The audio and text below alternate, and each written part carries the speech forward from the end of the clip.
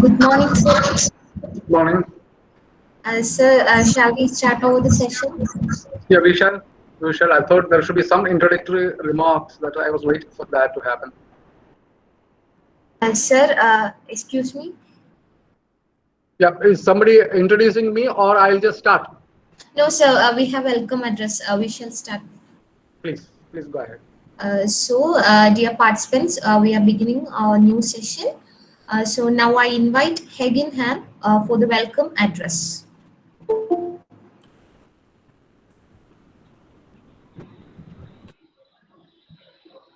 Good morning, everyone. I'm Higgin Han, a student of Government Law College, Kozhikode. I'm here to deliver the welcome address for the session. Today is the third day of our certificate course on Media, Law and Ethics hosted by Government Law College. As we are getting more connected day by day, I believe we are now moving from formal to informal. Hence, I believe an informal welcome address will be fine. Moving on to my responsibility, without taking much time, today we have here with us Mr. KJ Jacob, sir, Executive Editor, Deccan, Chennai, to deliver a lecture on a pertinent topic, role of media in the present day concept. On behalf of everyone who is here, I would like to welcome you, sir. I would also like to welcome everyone who have joined for the session. Without taking much time, I would like to invite KJ Jacob, sir, to throw more light over the subject. Sir, over to you. Thank you.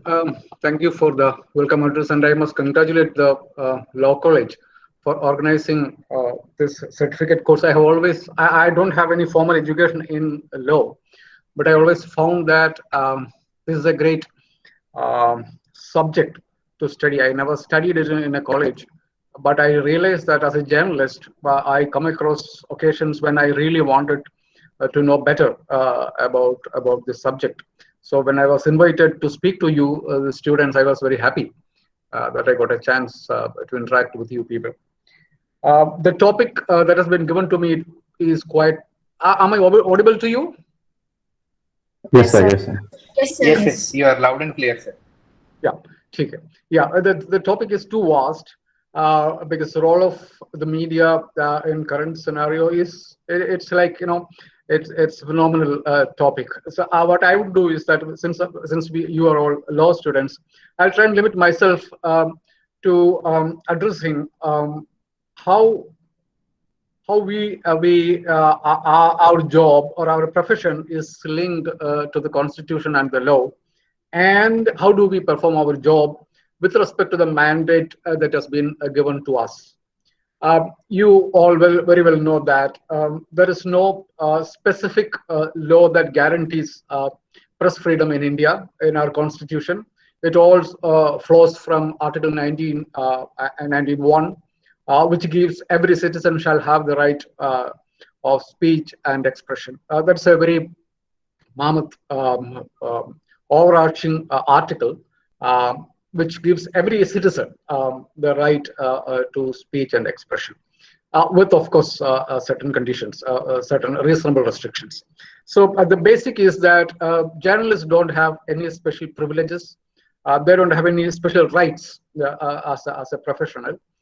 We derive our rights. I, as KJ Jacob, has no extra right as KJ Jacob, the executive editor of a newspaper. My right as a citizen, as a voter, will be the same as that of an editor of my magazine, of my newspaper. So we all share the same right. We all derive our right from the same constitutional provision, that is Article 91. Then what differentiates between you and me? You are going to be lawyers. Your job is to present before a court of law the points of view of your client, a citizen, another citizen, or any person. My job is to collect information and disseminate among society. A journalist, a free journalist, has role only in a democracy. That is the fundamental thing on which we are supposed to work on. Because if there is no democracy, there is no newspaper, there is no journalism. All that you have will be some PR exercise, some notice that going from the government to the people. Only in a democracy that journalism exists. That again gives what is the role of a journalist, what is the role of journalism in a democracy. So when we from the role of democracy in current scenario, role of journalism in current scenario, we try and shorten it a little and then focus it on what is the role of journalism in a democracy. That's very important because unlike in a theocracy or in a totalitarian regime, we elect our representatives, we elect our rulers. So our job as journalists is to help you, help us, help ourselves, help the citizens, help the voters to make the right decision.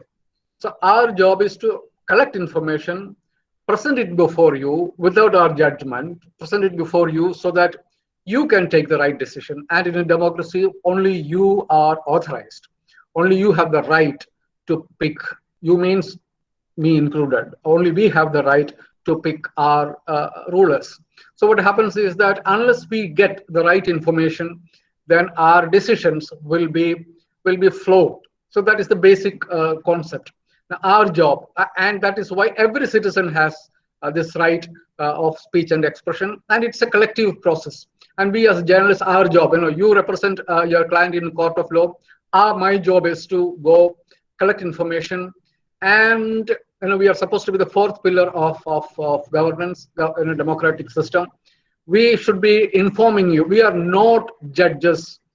In fact, we are only information providers. We are supposed to collect information on all the other three branches of government, present it before you unbiased as much as possible. But that is not exactly possible all the time. So that's why we have press freedom.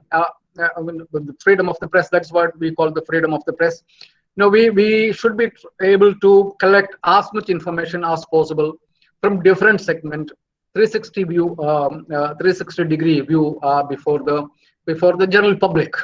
So you will have newspapers representing certain classes, certain cause, certain organizations, or certain linguistic regions.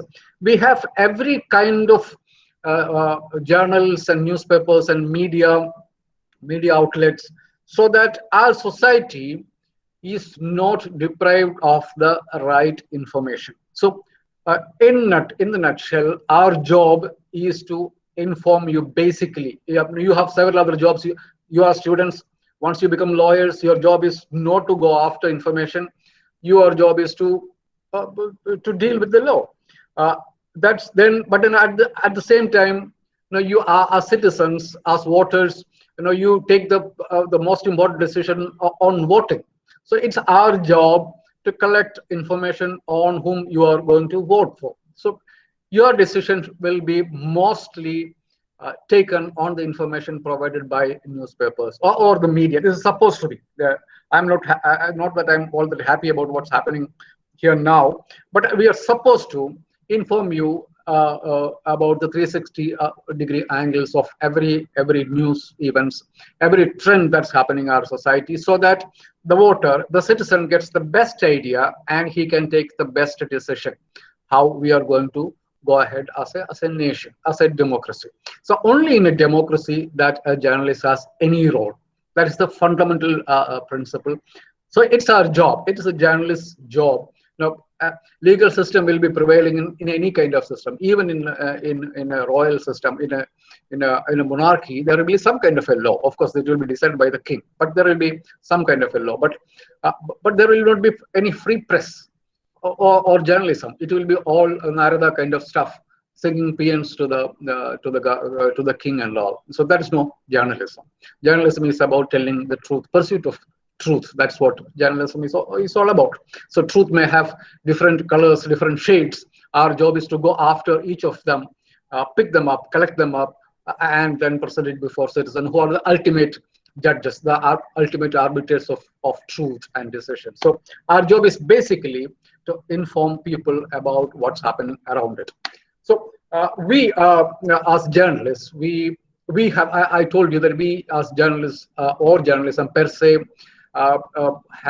has no specific or special right protecting our job. We derive our right to perform our job from the same constitutional provision which every citizen of this nation gets his. So our job, so our job is to nurture democracy, nourish democracy. That's basically our job. So how do we go about that? The role of journalism. We know that in a democracy we function through three pillars of government: the legislature, the executive, and judiciary. So, as I told you in the beginning, the topic is too vast. So, I'll try and limit them to how do we inform you citizens about the functioning of the three pillars of our government, and it's for you to decide whether we do our job or not. It's not for me to claim that we do our job. Again, as I told you earlier, instead of judging myself, you are lawyers, so you can judge it better. I'll try and, as a journalist, my job is to present before you facts. Maybe it could be colored. I have my own political thought, so it might be reflected in that. But that I'll tell you certain examples, so you may be able to pick up certain other examples. As at the end of the day, you can decide whether we do our job or not. Legislature is the first and the most important segment of our polity, of our government system, of democracy. So how do a journalists play a role in assessing the functioning of legislature, how we help it function better for the betterment of people, how we report back to you. You means the citizens of this country, the functioning of the legislature. Your youngsters, you're in your 20s. If you look at the newspapers today, what you find is that Parliament is not represented in our newspapers practically at all, unless the Prime Minister or the opposition makes a walkout or some hangama in Parliament. That only gets reported. Parliament is not about that. Parliament, as you know, Parliament is to legislate. And legislation, you all very well know that happens when a society feels the necessity of legislating on certain things. The latest farm laws. When does a government get an idea about legislating on farm? The government feels that there needs to be a change in the way our system runs.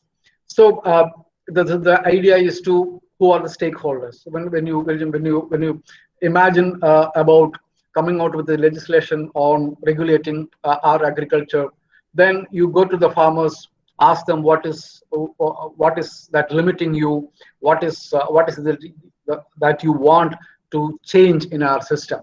So, or there will be demands from farmers on changing the system. For example, this agriculture producer marketing committees, there has been a lot of criticism about this APMCs, this what we call the mandis. So ideally, in an ideal situation, what happens is that if people are limited, they feel limited, or they will constrained, or they feel exploited by a system, then it's our job, it is the job of a newspaper, it is the job of the media to report on what's happening on the ground. And then that will be reflected, the politician will take it up, and it will reach the cabinet, and the cabinet will legislate. I mean, they'll draft the bill. So that input should ideally go to the government. The government has its own mechanism. The MPs are there, they represent people, so they should know the aspirations of the people. So the input will be there. The bureaucracy is there, they'll get inputs in their own way. As media, our job is to reflect the demand of the ground reality that as we see it. So all this put together, the cabinet decides on they draft a bill, and it is presented to Parliament. and the actual discussion and legislation happens in Parliament. There are several readings of it. There is a standing committee of Parliament, which is comprising of members of both houses of Parliament, whether it is Parliament or in our assembly. It happens through that way. So these parliamentary committees, they go clause by clause of these laws, and they come to certain, there could be some changes in the law, or there may be a total revision of the law. They will think over the draft bill, and they come to the Parliament. And in Parliament, the actual discussion happens, and finally the Parliament passes the bill. So this is a large, huge process in which journalism has a role. When a bill is discussed in Parliament, it is supposed to be reported in newspapers, but unfortunately, what we see is that very little of substantive discussions are being reported in media. 10 years back, 15 years back, this was not the case. Uh, there will be dedicated columns for reporting on Parliament discussions in Parliament, because every single speech made in Parliament is made after thorough research. What we get to see is that often what is telecast is often a discussion on a no trust motion, no confidence motion. But that's one part of it. That's the most, maybe the juicier part of discussions that's happening in Parliament. But the actual stuff is that very serious discussions do happen in Parliament, but unfortunately seldom they are reported. So that is actually a disincentive, because I know of members of Parliament from Kerala.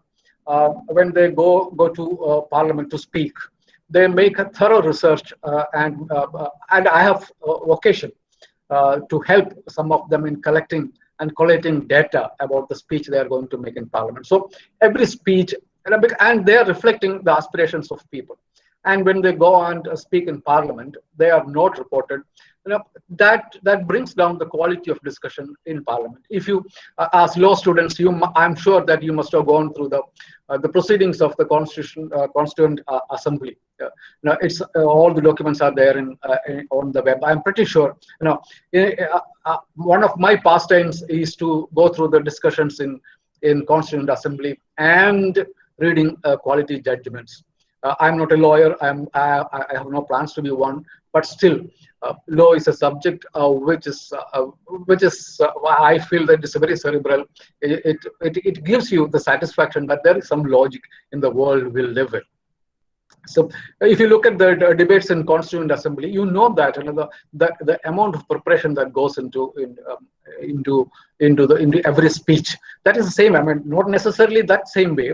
A lot of it is politics that's happening in Parliament now, but a lot of effort goes into every speech. But generally, they are not reported. So as a result, the quality of discussions and debates in Parliament has come down. That's what people who watch Parliament say. So as a journalist, as somebody who represents media, I'm unhappy about the way we report Parliament.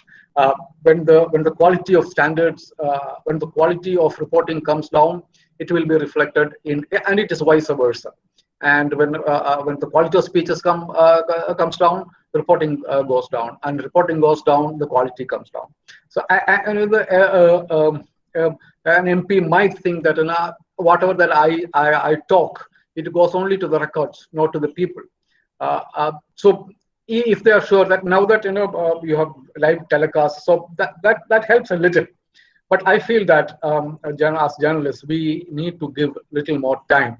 That used to be the practice. A little more space to reporting in reporting legislature, whether it is assembly or the Lok Sabha or the Rajya Sabha. So my hunch is that my feeling is that we don't play the role we are supposed to play when reporting Parliament. So as a result, what happens is that our job is to tell people, as I told you, to inform people. So we don't do the job properly, and that is reflected in the way we legislate. That's why when this farm laws, the agitation on farm laws was going on, the government finally said, we are willing to sit with the farmer unions and discuss it clause by clause. You know what happens? This clause by clause discussion should have happened in Parliament, in the Rajya Sabha and in the Lok Sabha. It did not happen. These bills were passed in a huff. In the Rajya Sabha, there was no proper discussion and there was no proper voting. So the government, which refused to have a discussion and a voting, now has come to a position where it is willing to sit with the farmers and discuss it clause by clause. So this is what happens when the journalism is not up to the mark. It does Parliament of. I don't blame it journalism alone, but journalism did not play its role. We should have criticized the government at that point in time in severe manner. The Rajya Sabha passed the vote without a proper voting. That was reported in every media. We have written editorials on that. But that should not that should, unless that is resisted, the government will take it for granted. Now the government is willing to sit with the farmers and discuss it clause by clause. Ideally, that should have been discussed in Parliament, in standing committee. Parliament has a standing committee on all important ministries. They are supposed to discuss it clause by clause and come to Parliament. These laws were never discussed that way. So, and we see what's happening in our country. The North is up in arms. So that could have been avoided if Parliament was legislating, was following the due process of legislation, and journalism did its job. So at the end of the day, we collectively fail our people.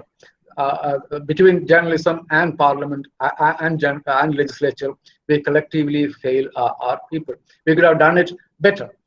We could have informed our people better, and we could have served our farmers better. I'm not sure whether the laws will be repealed at the end of the day. That is the demand of the farmers. But we have to, it's an elected government, they have a right to legislate. But whether the legislation was through proper means, that's the only question that is open. And I feel that, that the due process was not followed. Journalists and the media should have been a little more vigilant about the bills being presented in Parliament. And when it comes to executive, that is what generally we get to know. Parliament is not adequately reported, but when it comes to executive, journalism, the media is supposed to extensively cover it. That is where all the problem basically comes in. I don't say the media does not report on the executive. The Prime Minister is there every day. The Chief Minister is there every day. Whatever they do is there in the newspapers every day. And it gets a lot of prominence. And then comes the serious question. Are we fed or are we given the right information? Are we given the information which we need to know? Are we given the information which should help us decide better? Do the media do an audit of the government, of the executive branch of the government? My hunch again, my viewpoint is that it is not. There are far too many reasons also for that, because one of the main reasons, when we attained our independence in 1947 or in the early period, journalism was more of a mission. That was not a great profession as such, but that was a mission of nation building. Building freedom was the first and foremost. Gandhiji used to run a newspaper. The newspapers were run on passion. Later, now today, that's not the case. Today, newspaper is a business. Journalism is a career, and I don't blame it. Of course, we have to change with the times, and there's no doubt about it. So what happens is that now that it has become a business and journalism has become a profession with a career program, our earlier job of bringing citizens information about our government or our democracy gets colored. This is what I feel. What we get is that this 360-degree information provision is not happening. The media gets biased, and some of them go, they just do the bidding of the government, because a lot of the business now comes from government. You have to toe the government line to continue in business. I can tell you one simple example. I work for a newspaper called Deccan Chornicle. We are a leading newspaper in Hyderabad.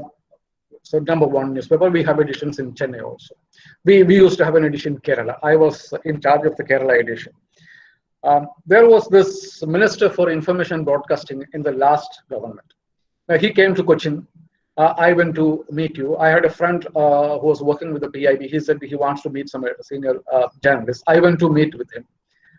We were a group of people.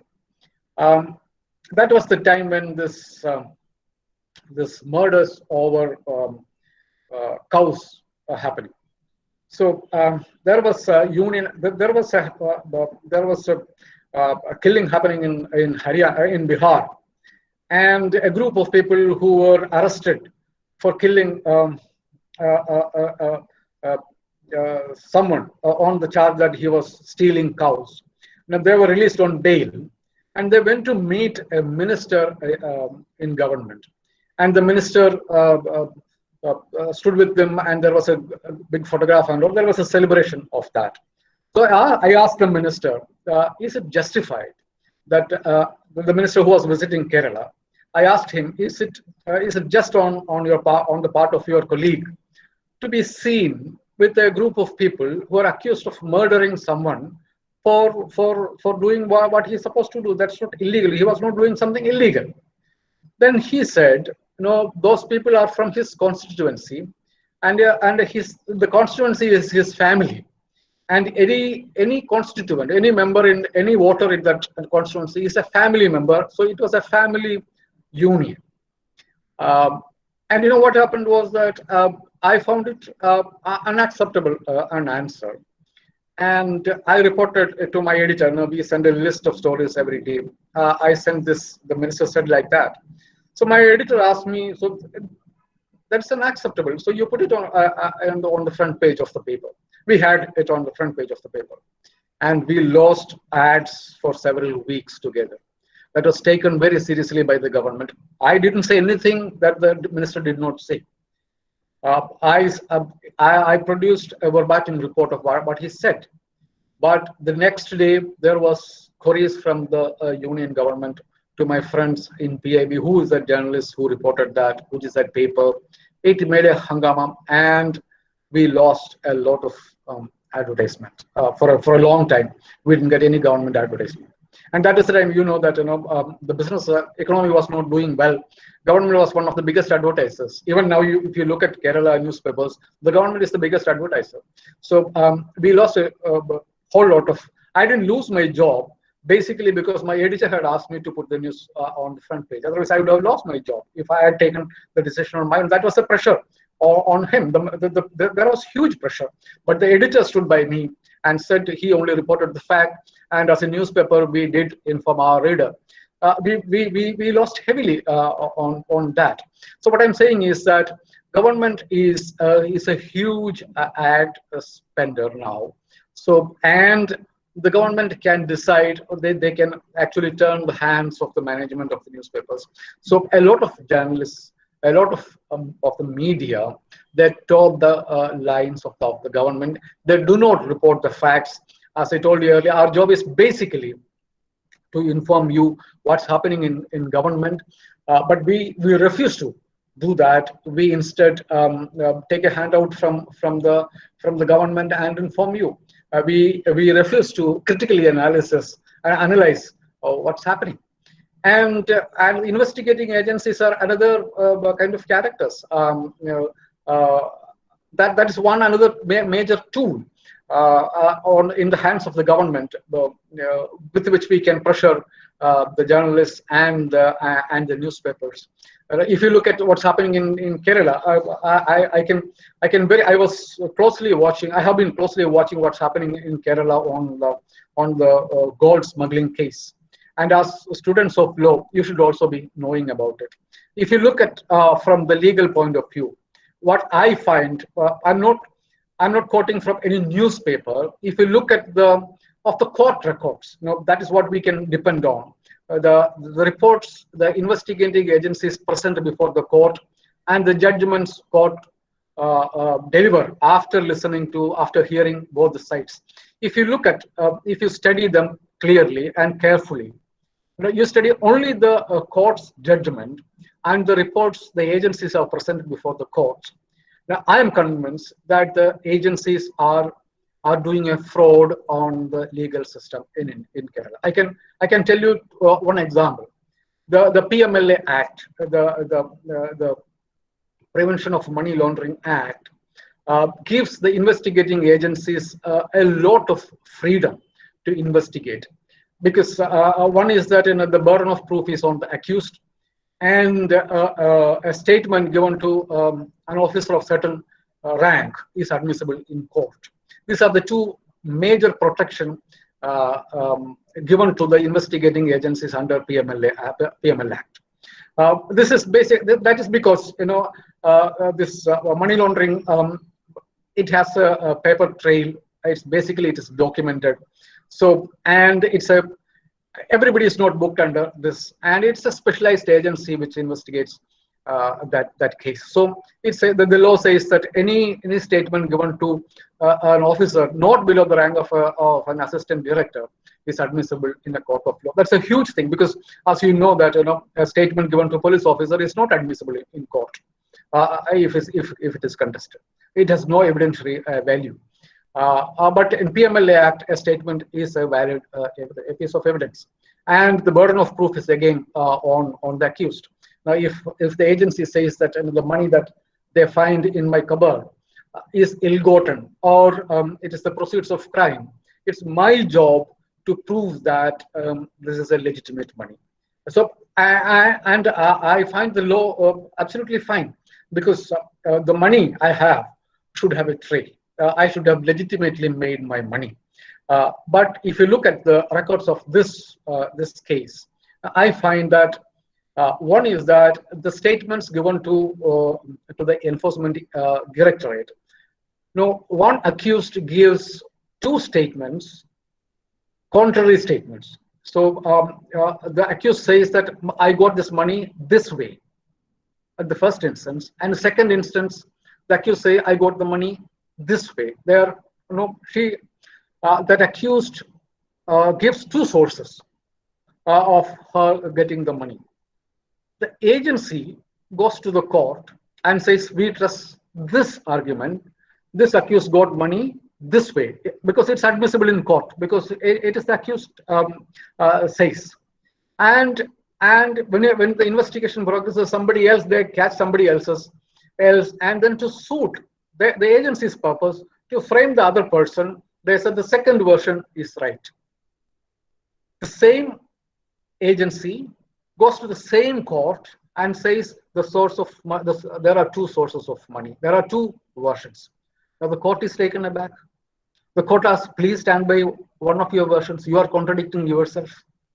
This is not fair. You please decide which is your version. This is there in the judgment. This is there in the order. But in Kerala, no newspaper has written about it. Now, my point is that when investigating agencies do their job, when the government does its job, unless the newspapers report it to the people, what happens is that whatever fraud the government or the investigating agency, the executive branch of the government does, this is not reported to the people. The people are completely in the dark about it. It gives the agency the temerity to go to court and produce before it different varied kind of facts, what they call facts. That is unfair. I feel that they do it basically because these things don't get reported. What the agency does is not get reported. That is the only reason. It makes them vaccinated against public pressure. They feel that they can interpret the law in whichever way they feel like. and nobody is bothered about. Only the accused is bothered about them, and even the courts.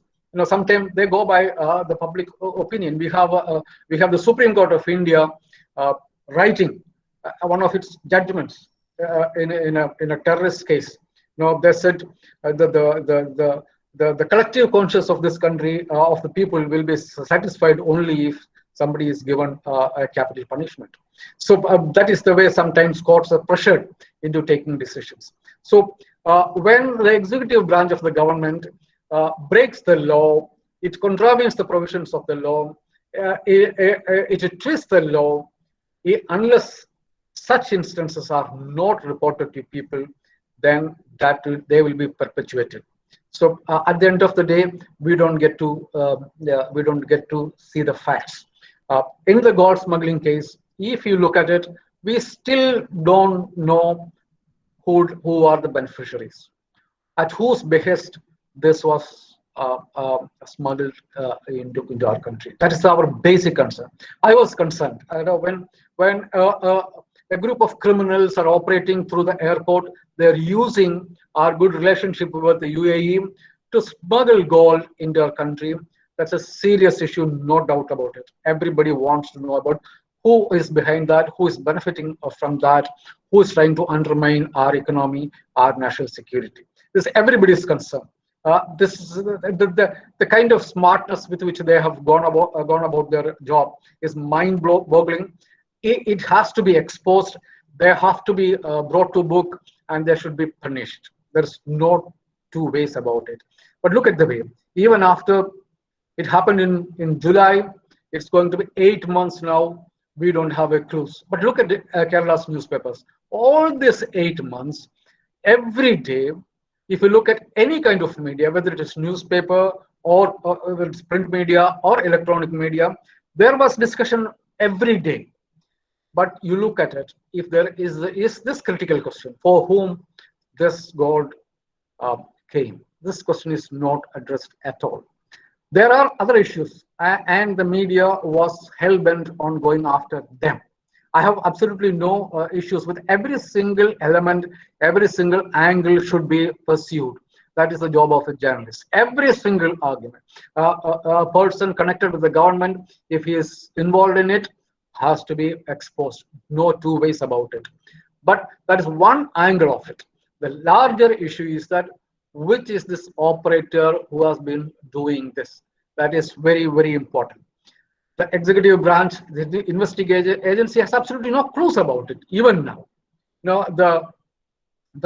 You must have seen the order of the High Court that came 2 days back. The court said you can't slap UAPA on gold smuggling. We find no reason why you have slapped. That was not reported properly in the media. That is a very serious issue, because every day hundreds of kilograms of gold is smuggled into this country, and it's very difficult for any system to completely stop it. But to use certain provisions in the law to frame certain people is against the spirit of the law. That's what the High Court said. Gold smuggling is a smuggling. It's against the interests of the country, and they should be punished as per the law. But UAPA is a specialized law. It gives certain provisions which makes it extremely difficult even for the courts to grant an accused bail. The provisions are so stringent. The court should almost convince itself that the accused person is not guilty. That is the conditions under which somebody has to be given bail under UAPA and in PMLA case. So the court said you can't do it. And if you remember, 3 days back, last week or so, the Supreme Court gave another judgment on the hand chopping case. And we all know that. I find it extremely a fit enough case for UAPA to be slapped on those people who have chopped the hands of a person, because he had some reservations. I mean, they had some reservations about the person who wrote certain things. No, that's besides my point. The court said, the boy, one of the accused, was in jail for about 4 years. He was He was apprehended in 2015, and he is still in jail. There was no trial on him. The Supreme Court said you can't keep somebody in jail forever unless under UAPA. You just can't do it. Because that's against that's violative of the Article 21 of our Constitution. It's against the right to life, unless there's a due process of law. If you can't conduct the trial and get him convicted, you can't keep him in jail forever. So that was a very significant verdict, very significant observation of the court. It was a condemnation of the way with which our executive branch of the government was conducting itself. They use laws like UAPA to keep people in jail for long periods of time. This is against the very spirit of that piece of legislation. The Parliament brought in that law to address certain specific terrorist attack is not something that a nation like ours can afford to have in between. We need to have stringent laws. I also don't have any doubt about it. But to use such stringent laws against everybody and keeping them, go for the trial, get him convicted, keep him in jail, nobody has a case. Even the court doesn't have a case. But to keep him as an under trial forever, for 5 years, for 6 years, even if he is convicted, he is going to be in jail for 8 years.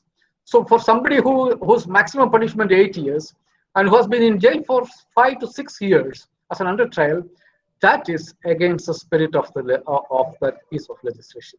So this is what the executive does. And I feel that we do not take a critical look at the way our investigating agencies, executive branch of government, uses the law, uses the machinery at its disposal to punish citizens. So, as you know, the Constitution is the basic document which stands between the government and the citizen. The government derives all its powers from the Constitution, and the same Constitution grants every single liberty to the citizen. So the Constitution is the key document, is perhaps the only document that stands between the government and the citizen. So when the courts say that the Constitution is misused, when the law is misused, the investigating agencies are misusing the law, they need to be thoroughly reported back to people, so that there will be questions on the executive branch, on the investigating agency, so that they don't misuse those provisions again. So my point is that when the media does a job of auditing the government, auditing the tools of government, its ministries, its investigating agencies, my hunch is that they don't do a proper job of it. And as law students, I'm sure that you'll be interested in knowing how we report the judiciary. I find it both underreported and misreported. One of the problems of our profession is that, as I told you earlier, there is no specific constitutional provision or legal provision which regulates our profession, except for the Press Council Act and the Working Journalists Act. For anybody to practice law in this country, there is a Bar Council of India, and there is a certain educational qualification. There are certain criteria. Only those people who met those education qualification and some other criteria can practice law in this country. Only those people who have been through certain particular discipline can practice medicine in our country. But there is nothing like that in journalism. So what happens is that when our guys go and report the courts, I find it's either they are underreported or they are misreported. Now, please don't think that I'm nitpicking on the negatives. I need not tell you the positives. That's why I don't. And I am, as a journalist, my job is to audit all the time. And when an auditor does the job, he will not pick up the positives. He'll pick only on the negatives. So my job is to be. We call ourselves gutter inspectors. Our job is not to look at the a beautiful building, we'll be looking at the gutter and the toilet, whether they're properly functioning. So that's my job. That's why I'm looking. I'm a sound pessimist, or I'm a skeptical. A journalist is supposed to be skeptical, because we are not supposed to trust anybody on the face value. The government will be there, the ministers will be there, the judges will be there. We take them face value, but we have a suspicious mind behind us. We test them. We put them to our own idea of fairness and justice, and we come to our conclusion. Then we report it back to you. When it comes to reporting courts, what I feel is that we don't do adequate reporting on the courts. I find our courts sometimes behave very arbitrarily, and these are not questioned most of the time. The newspapers are they can be influenced by the legislature and the executive, but they are afraid of the judicial system. Otherwise, 2 days back, the Supreme Court came out with a decision to close a case of sexual harassment against the former Chief Justice of the Supreme Court. That should have been roundly condemned by everybody, but generally people kept many of them even did not report it. We should have been, I feel that we should have been a lot more loud in our condemnation of the misdeeds of the courts. Because court, everybody knows, is our last refuge. If you take the pillars of democracy, courts are the weakest when it comes to physical force. Now, they don't have any mechanism to enforce its decisions. The parliament, the whole government is at the disposal of parliament. It can call people to the house. The government gets all its authority from parliament. So, and people who are serving in government are members of the legislature. So the legislature has all the powers to get things done. And executive, everybody knows that, and it has the entire executive machinery is at the command of the executive. But the judiciary has nothing like that. It has only judges. Supreme Court has maybe 30 odd judges and maybe a few hundred offices. It derives its force through the moral standing it has. They are arbitrators of justice. We respect them for the fairness and the sense of justice they show. And I often find, and I tell my colleagues also, we ordinary people in ordinary professions, we are asked to decide between the right and the wrong. But when it comes to your profession, to the profession of a judge, sometimes he'll be deciding between the right and wrong. Sometimes he has to decide between two rights, which is a better right, or a sharper wrong. So he has to decide between that. So that calls for the finest of brains, the finest of minds. I have great admiration for the profession, basically because only if you have some of the sharpest brains that you can be a good judge or a good lawyer. I have no doubts about that. So what happens is that those judges, they derive, not judges, the judiciary derives its power, the moral force from the way it handles the cases, the way the fair way they handle cases. But when the courts go wrong, they should be roundly condemned. Otherwise, they'll make it a practice.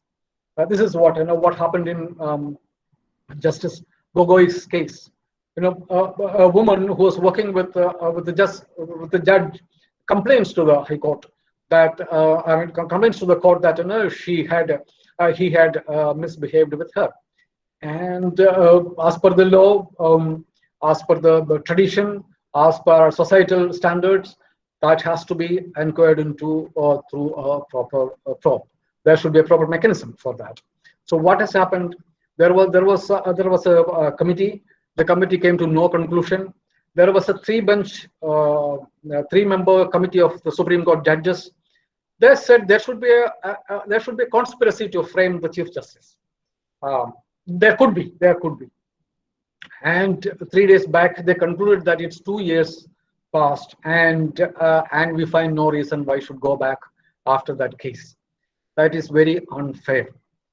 If there was an attempt to frame the Chief Justice of the Supreme Court of India, then that has to be pursued to the last. We can't hold our justice to ransom. We can't let others hold our just judicial system to ransom by some criminal elements. If somebody has dared to do that, they have to be brought to book. But the Supreme Court has conveniently decided that they are not going to pursue the case. So that gives rise to suspicions in people's minds. I feel that they should be questioned every time they take such decisions. And you know that after Kashmir, the Article 30, Article 370 was practically hollowed out, and Jammu and Kashmir was made, that state was made into a union territory. There were protests in Jammu and Kashmir, and there are hundreds of habeas corpus petitions pending before the Supreme Court of India. Habeas corpus, as law students, you know it. That is the last resort a citizen of this country has when the government acts against him. Habeas corpus produce the body. Now, I'm being taken away by government, its agencies.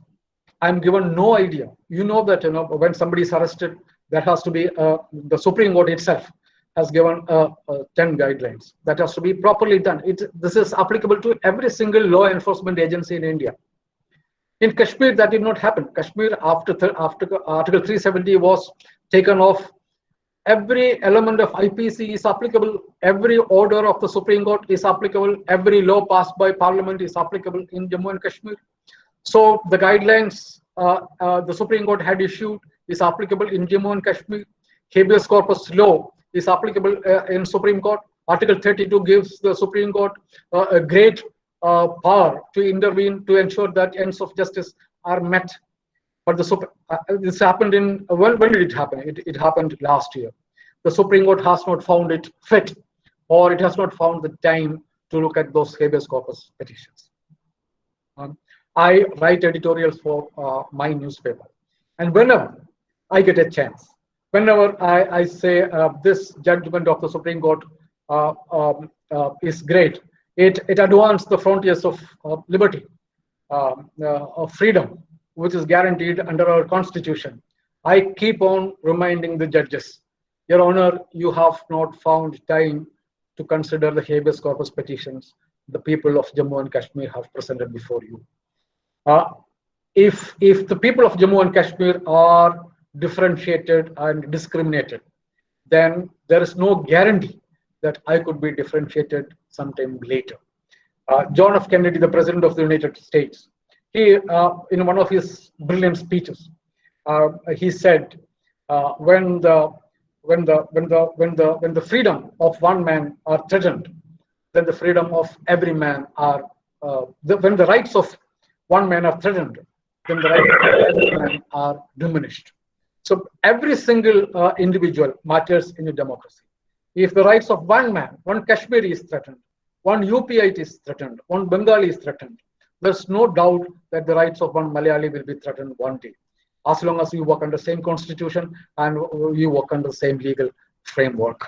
So my point is that when the Supreme Court refuses to listen to the habeas corpus petitions moved by a Jammu and Kashmir citizen, a resident, there's no guarantee that the Supreme Court will listen to my plea, or when I am taken off by the government, when my wife moves the Supreme Court, there's no guarantee that the court will listen to her.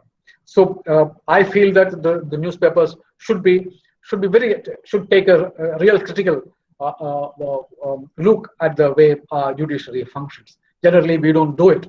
This is not to bring the courts into disrepute.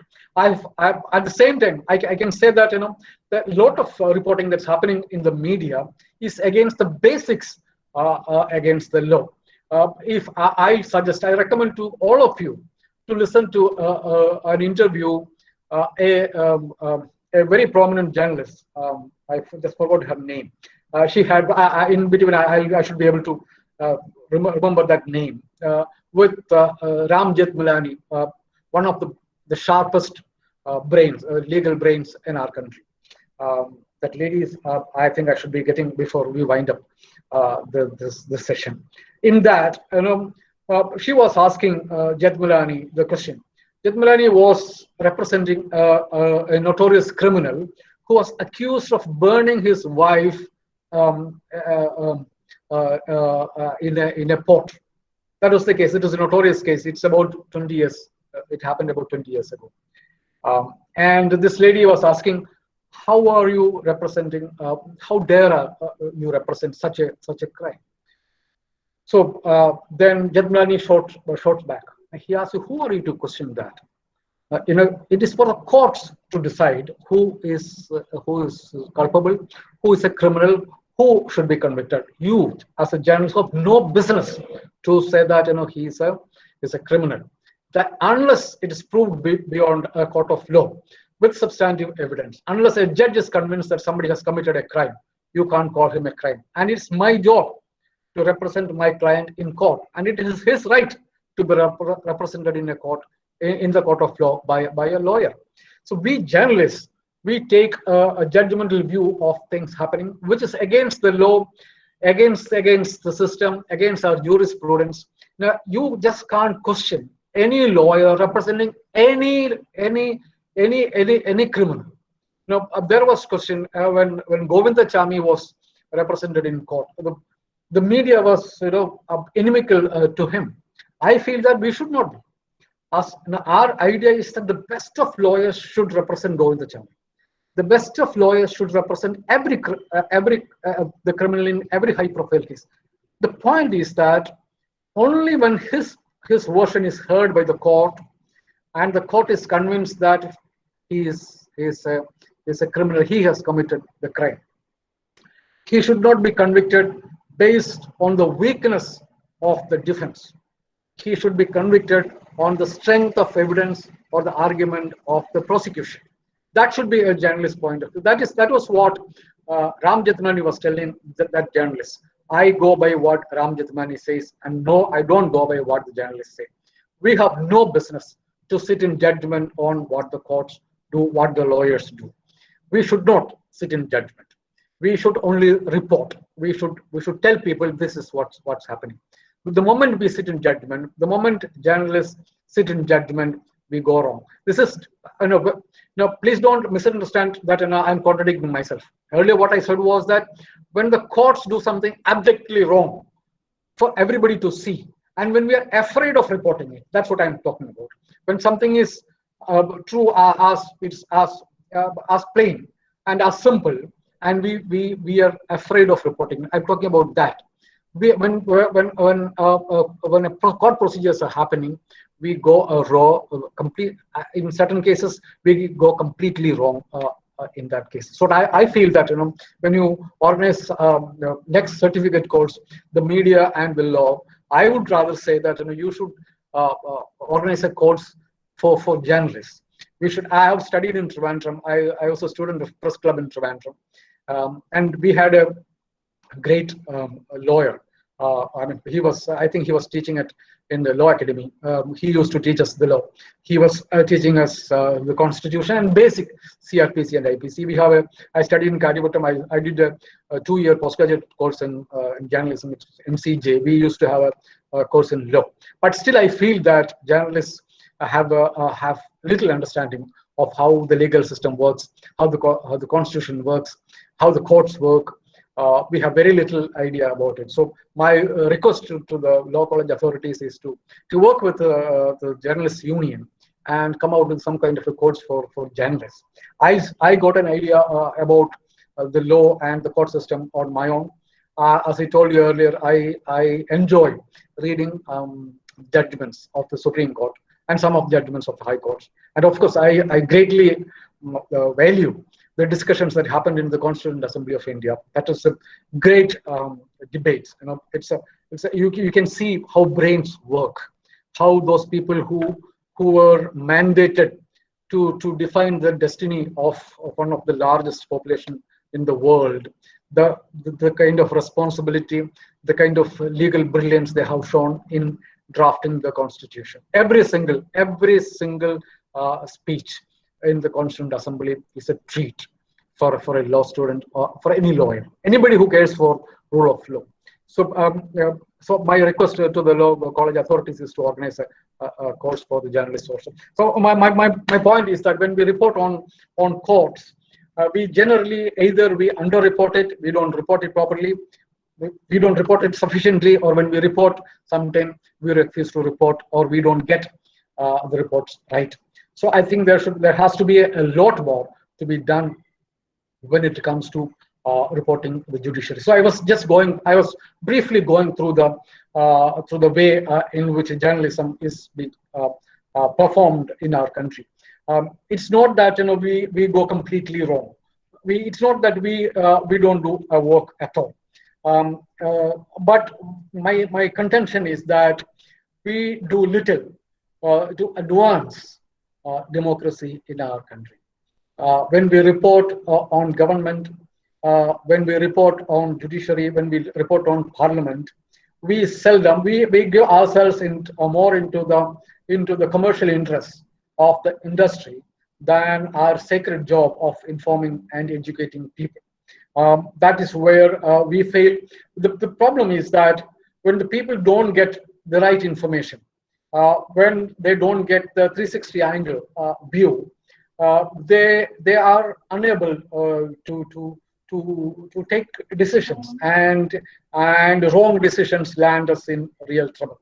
You all must have heard about the one of the episodes in which the one of the prominent journalists, and he is accused of tampering with the TRP numbers.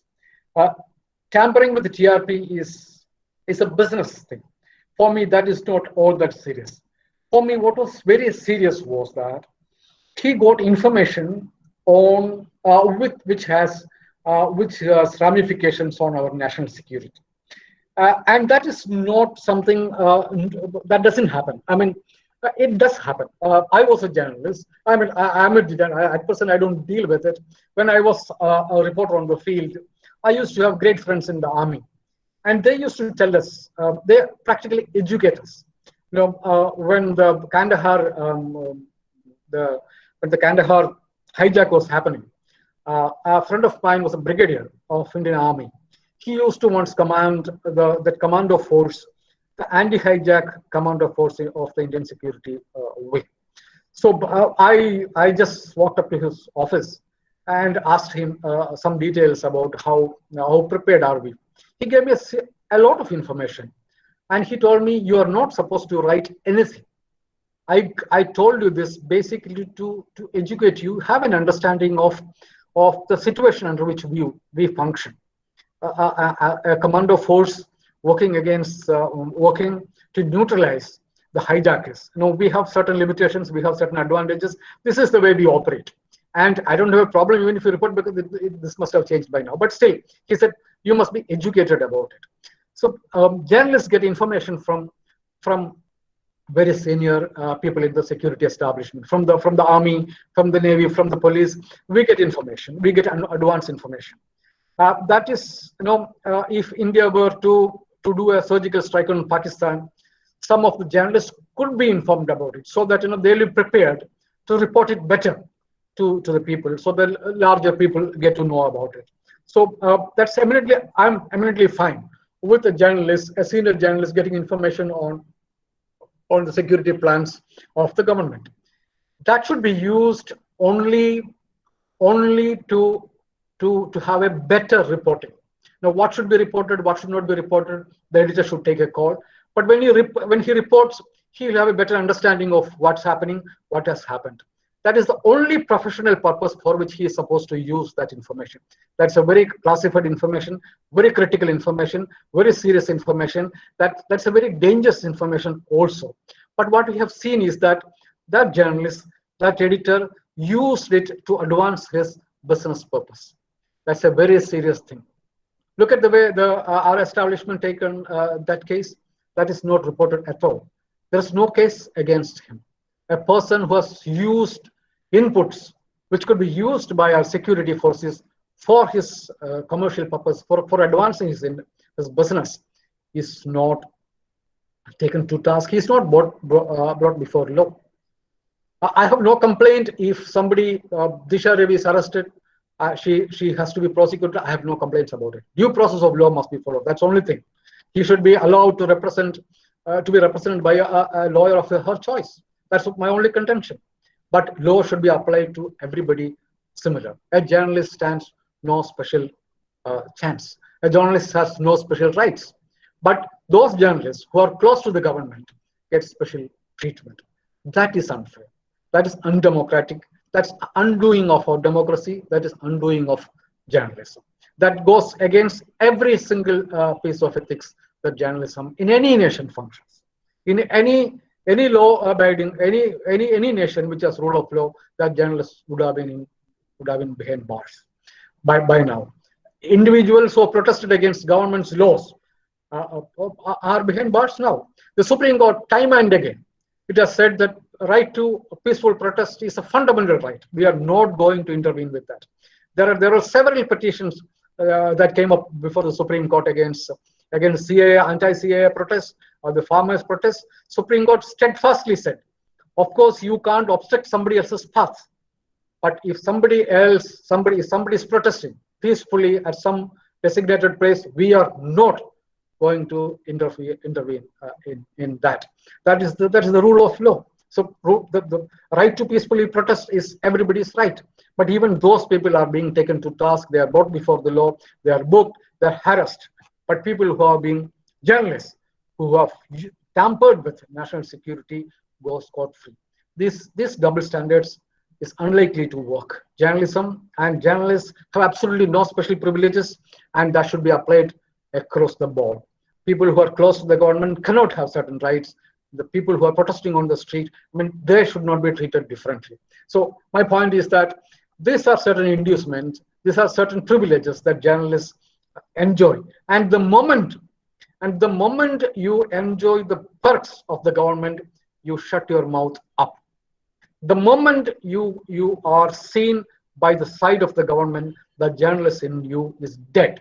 Basically because you refuse to report to the citizen. I told you earlier, our job is to report to the people so that you get the right information. As a judge, I'll give you one more example, and with which I think I'll end my this talk.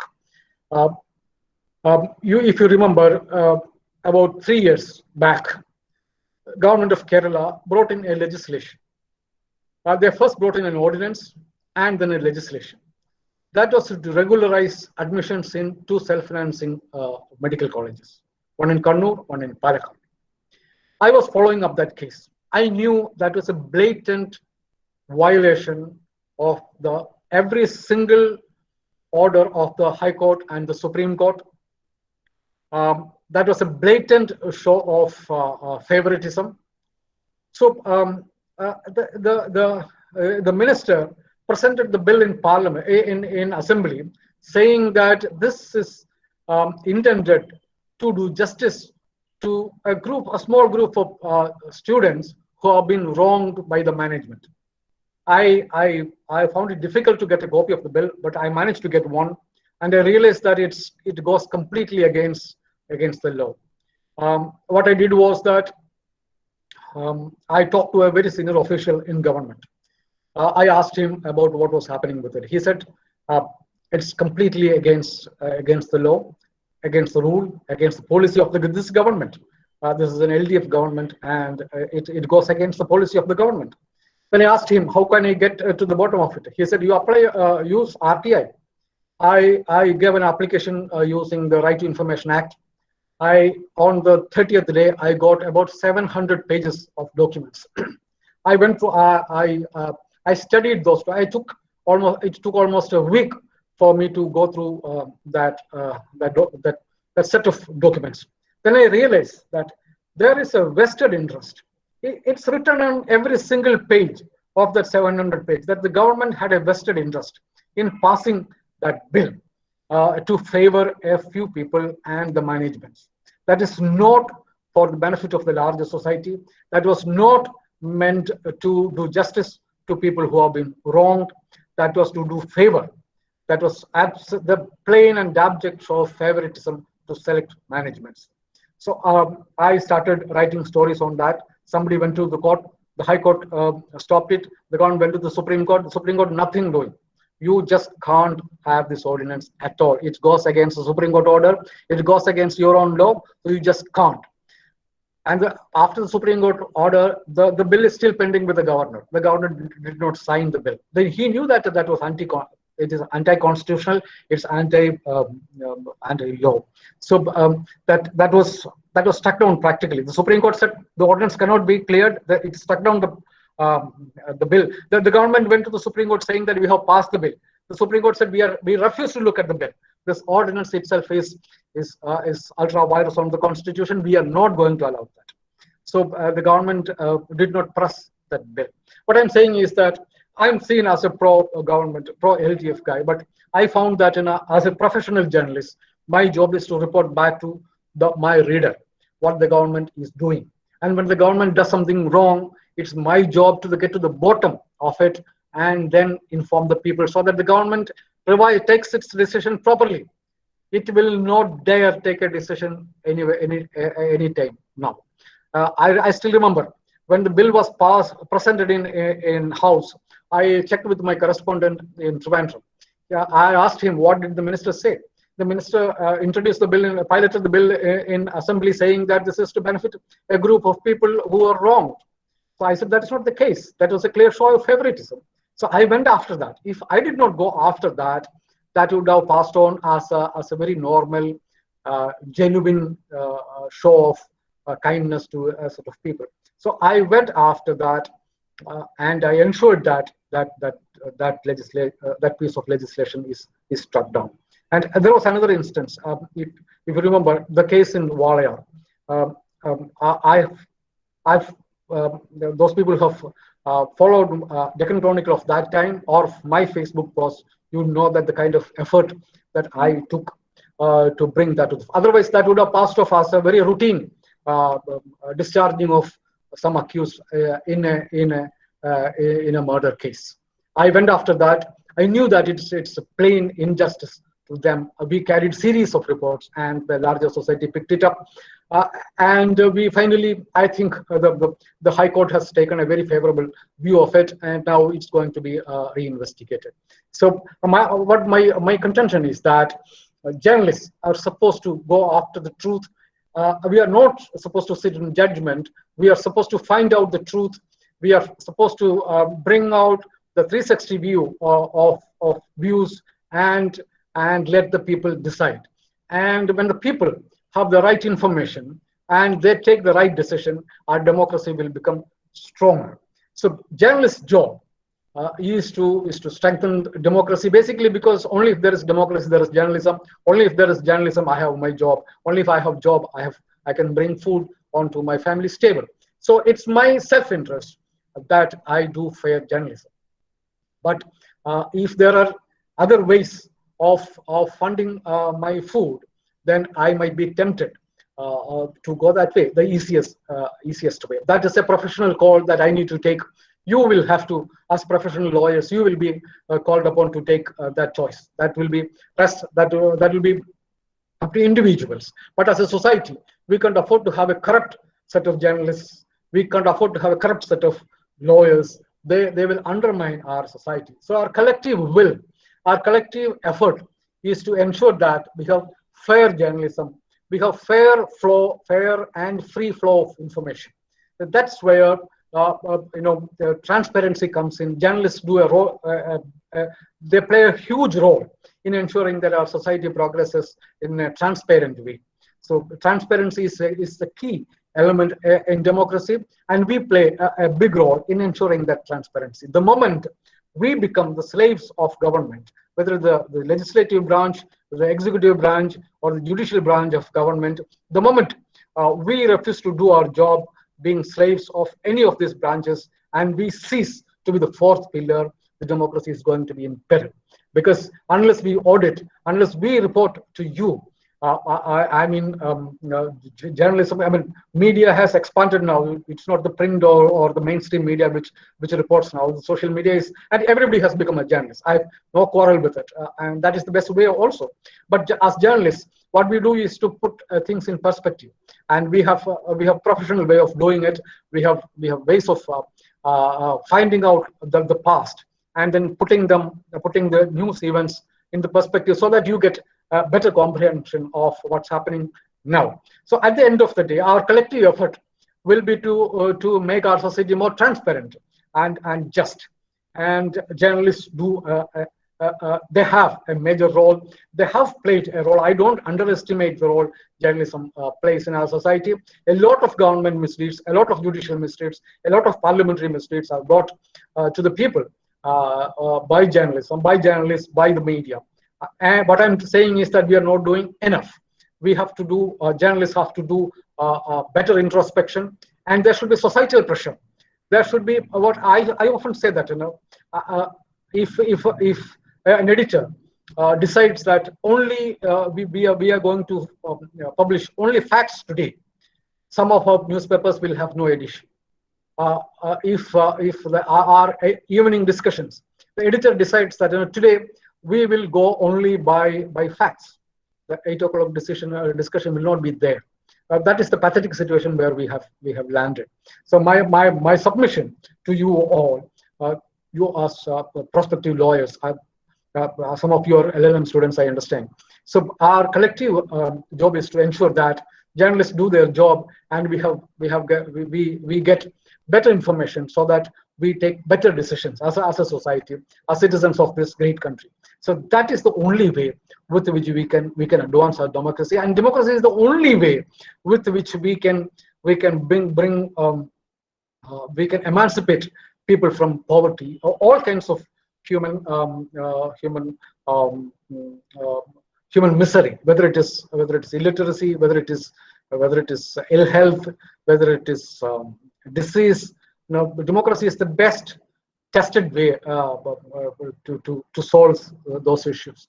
So we have to be a transparent, law-abiding society, and the role of journalism is to ensure that various viewpoints are represented to the people, various pieces of information are presented before the people, so that democracy, the ultimate arbitrators are individuals, and they take the collective decisions, and they take the right decision, so that our democracy survives and liberty succeeds.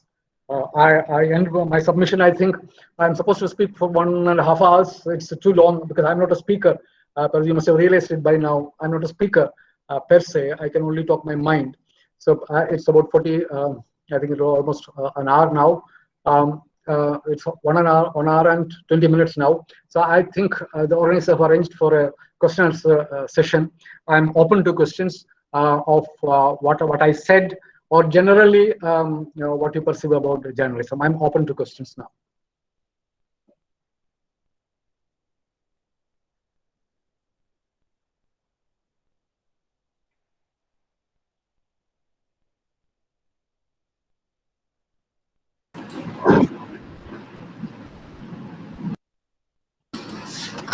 Our participants can now ask questions. It's time for interaction. So all of you can ask your doubts and queries to see.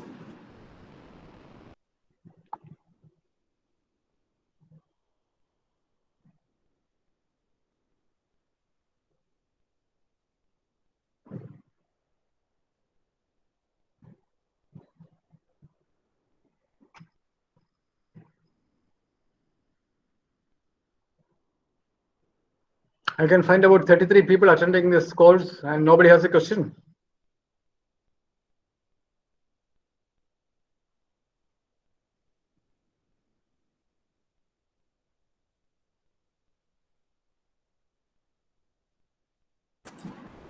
Sir? Yeah. Sir, let me ask you. Sir, we are dealing about the present scenario. So my question is, sir, about reporting of news information, all things. What's the change that occurred in media about reporting in past and present? Um, that's too general a question. Um, can you be a little more specific about it?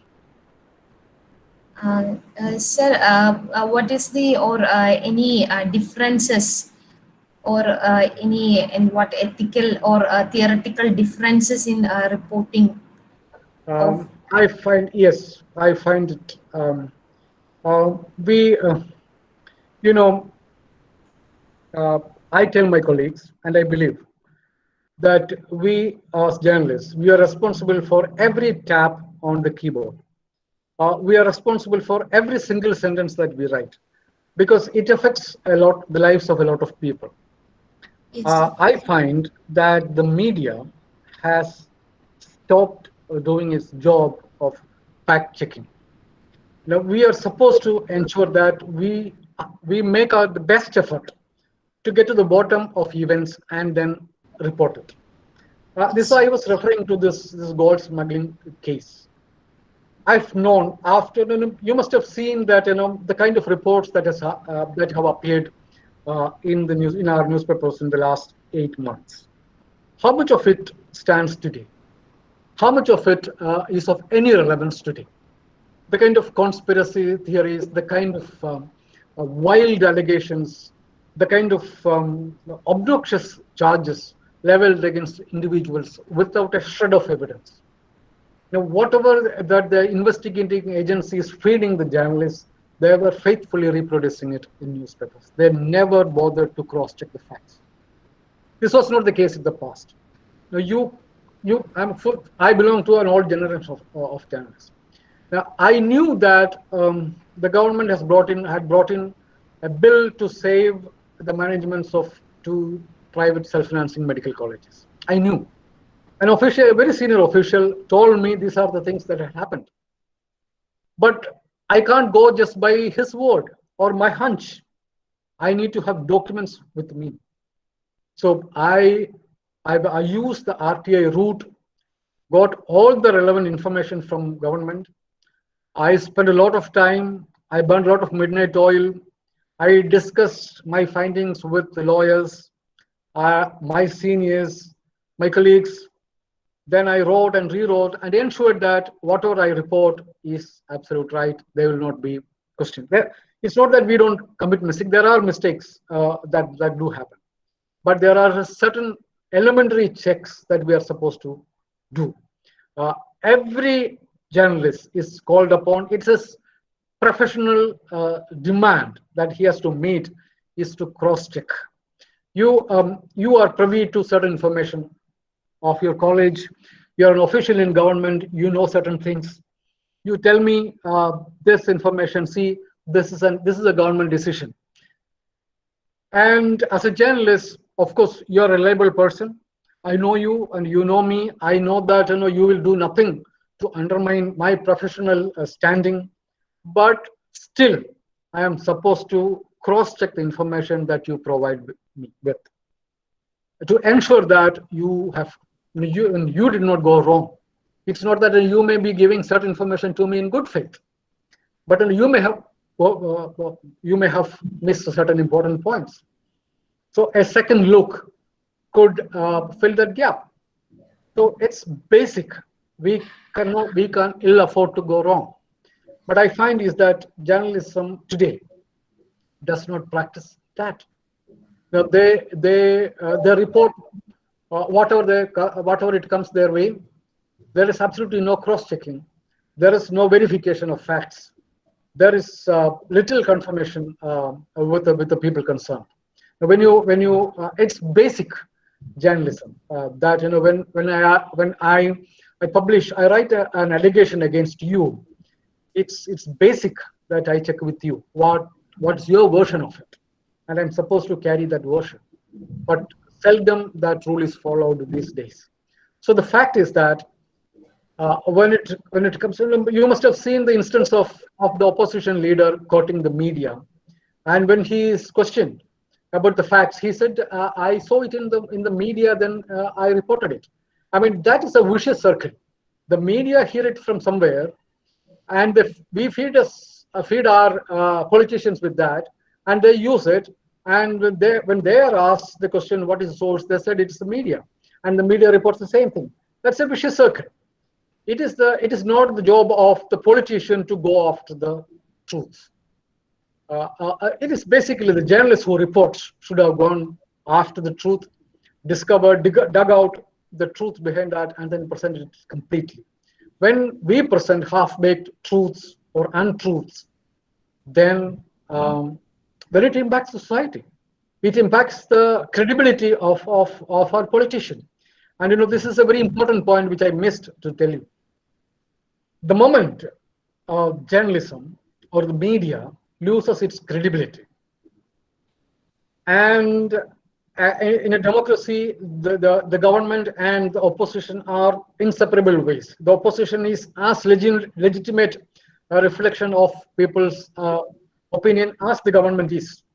For me, the leader of opposition is as important a person as the chief minister is, because he represents the opinion of half the people.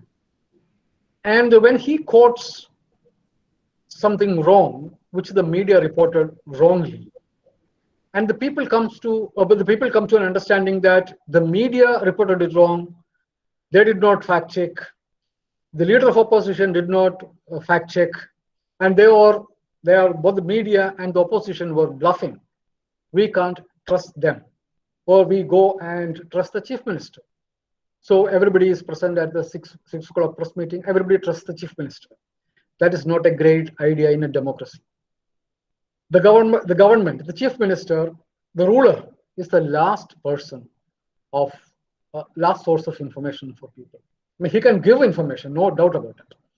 But the people should be able to question him. The people should be able to doubt what the ruler tells us. So if the media does not give us the truth, the opposition does not give us the truth, and only if the ruler gives us truth, and the people start believing only the ruler, that's the beginning of end of democracy. This is what I hold very dear to my heart, and I'm really afraid of that kind of a situation emerging. The people do not trust the media. The people do not trust the opposition.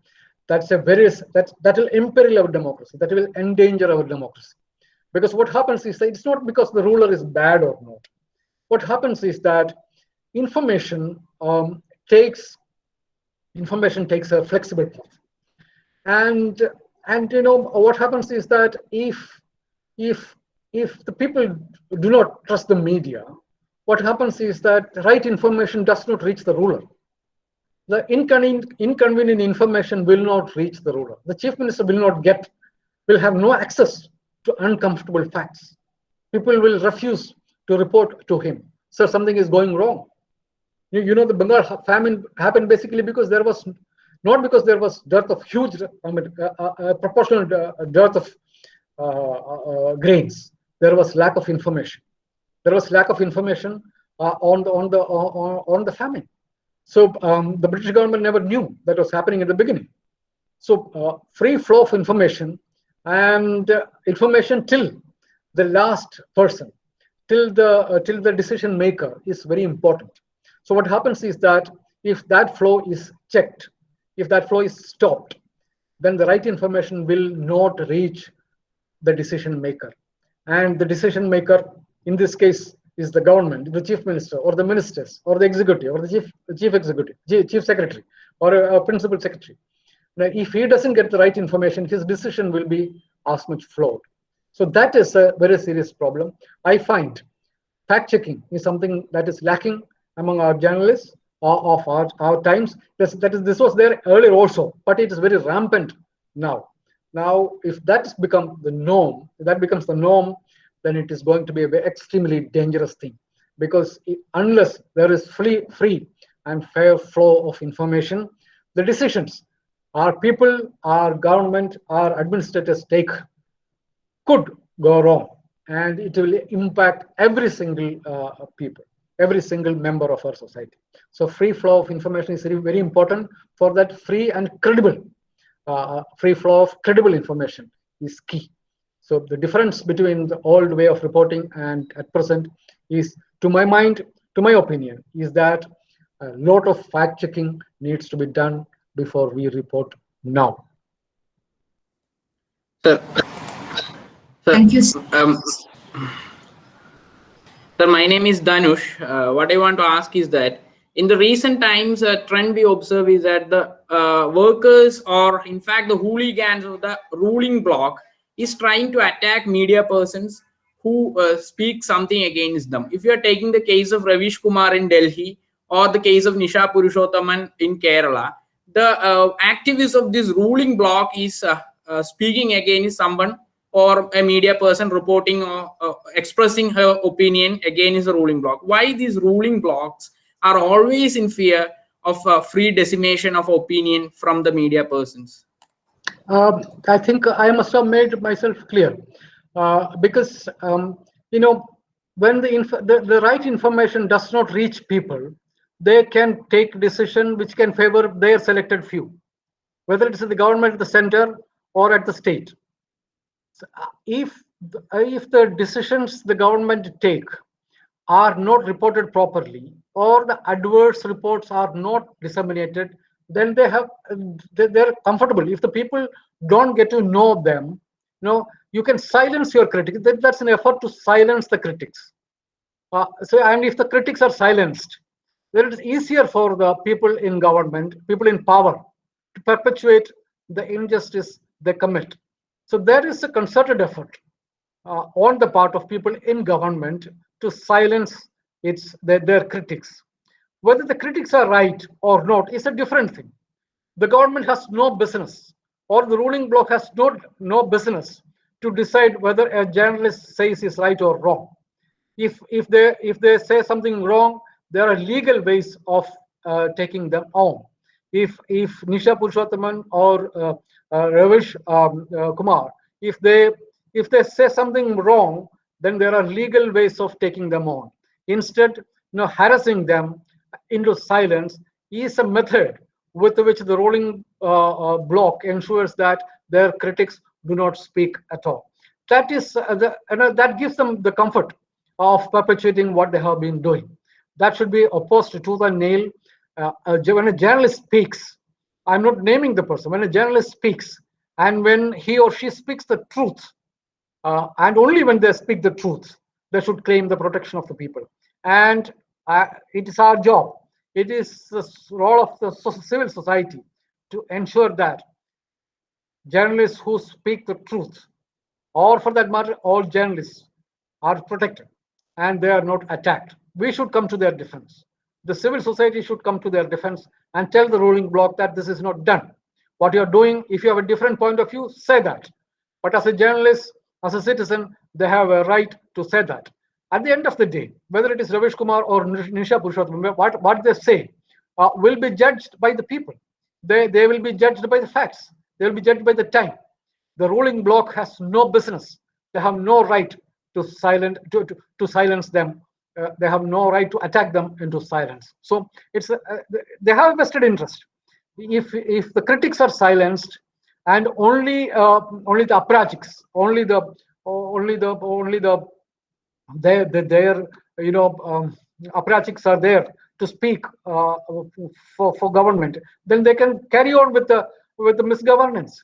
But that's very simple and plain. So it's our job, it's a civil society's job to ensure that the government or the ruling blocs, which tend to silence, which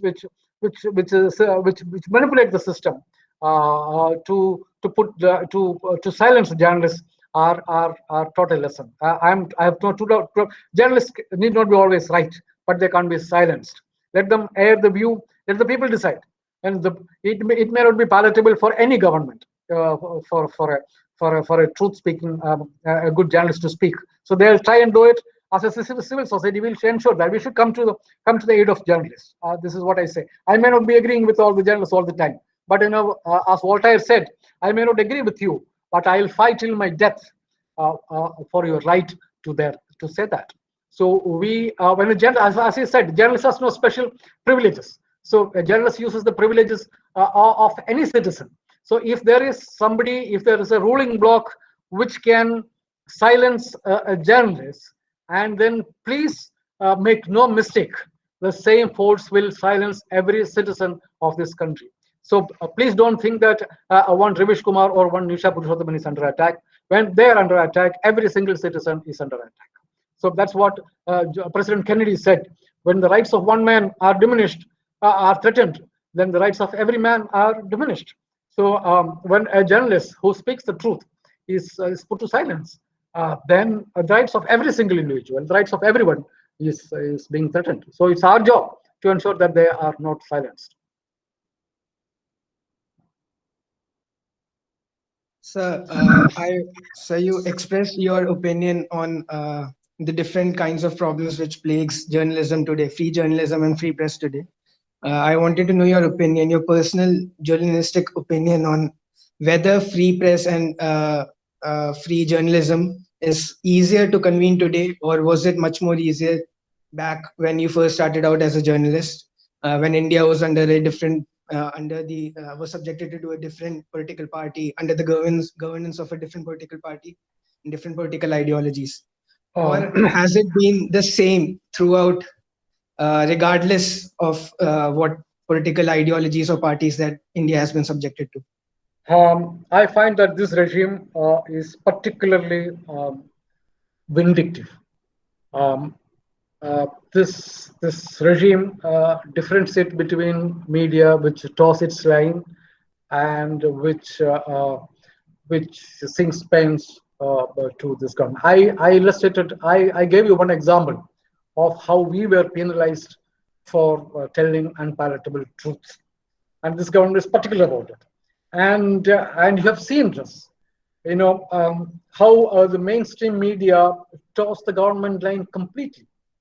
That is not because of no reason. There are reasons. Why should the mainstream media pick on the opposition every time? You look at it. When the government goes wrong, they pick on the government, pick on the opposition. Nobody asks the question. Where the farmers? You take the farmers' agitation. Everybody knows that Delhi, our capital, is under the siege of our security agencies on the Republic Day. Everybody knows. Every single point is under surveillance of our security agencies.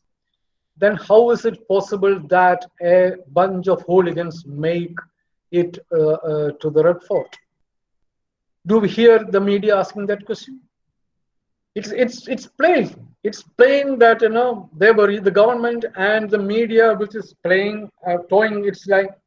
They were making it a convenient tool to attack a popular farmer agitation, to brand it as an anti-national agitation. I'm pretty clear about it.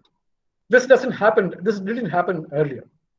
The governments always. It is not that the governments are all tough.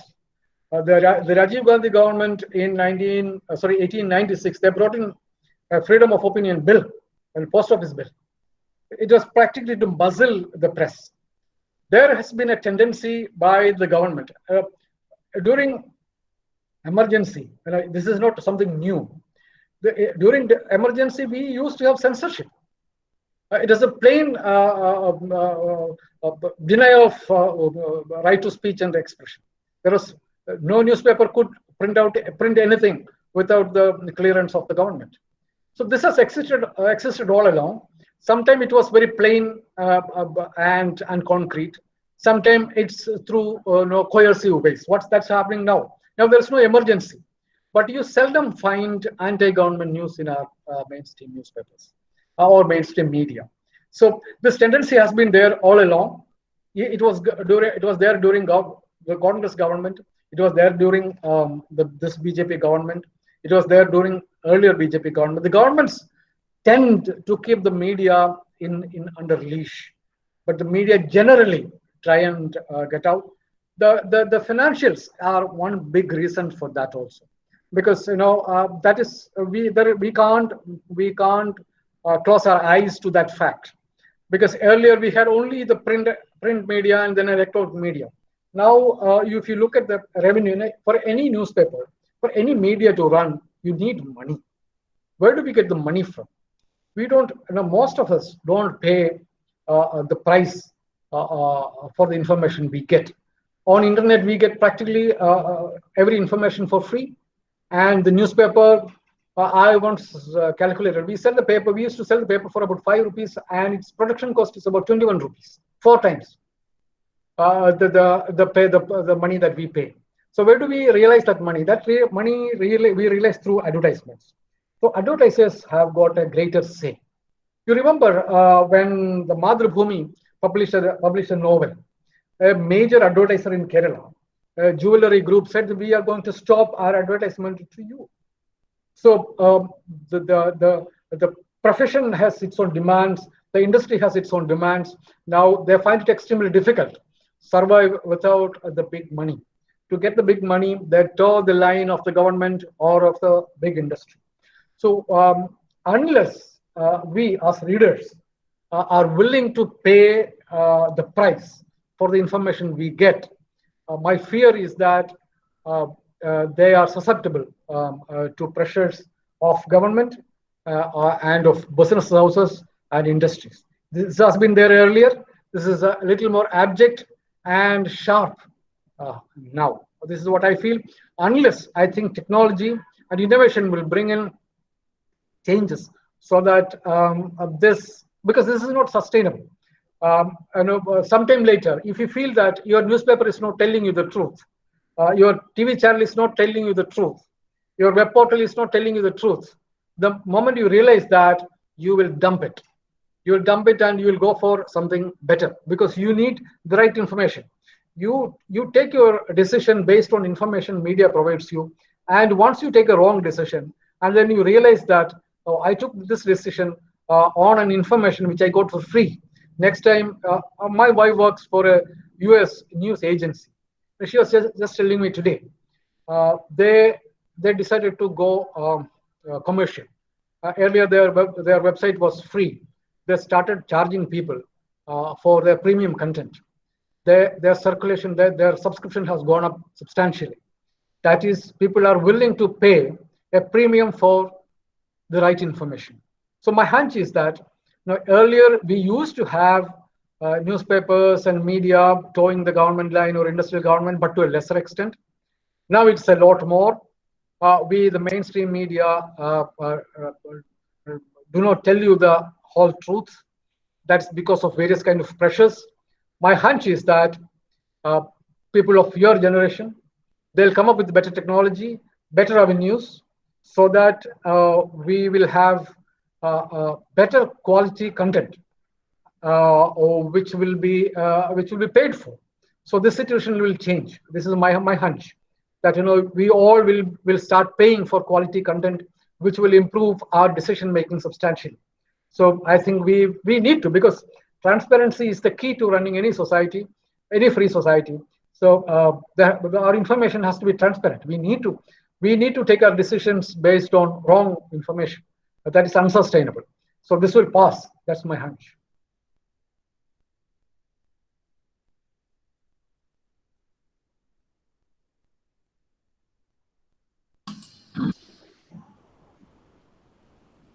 Sir?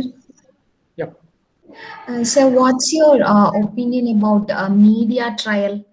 Is it not influencing judiciary negatively, or misleading the society to some extent? What's your... I think, yeah, that's an important point. I think I mentioned about it.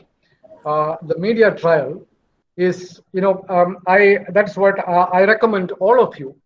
That I can tell you, I can find out the name of that journalist who interviewed Ram Jethmalani.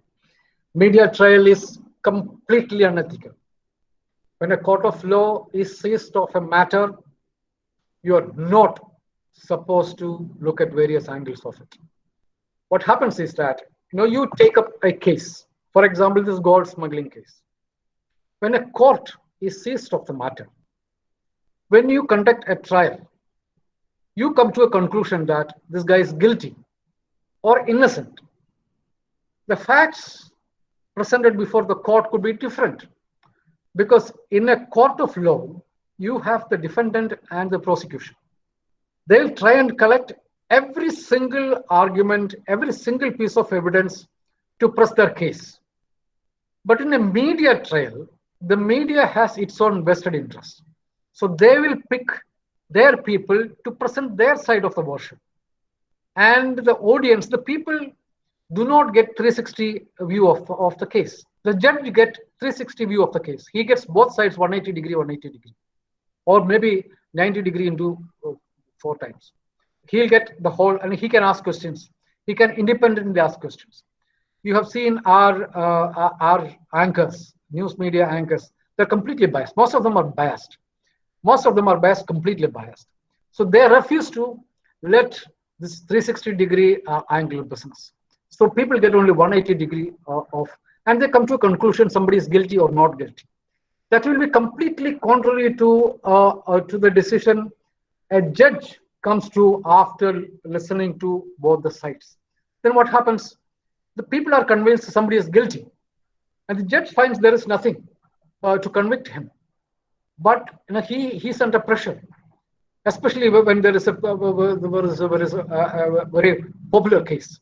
The judge is under tremendous pressure to go ahead the public will.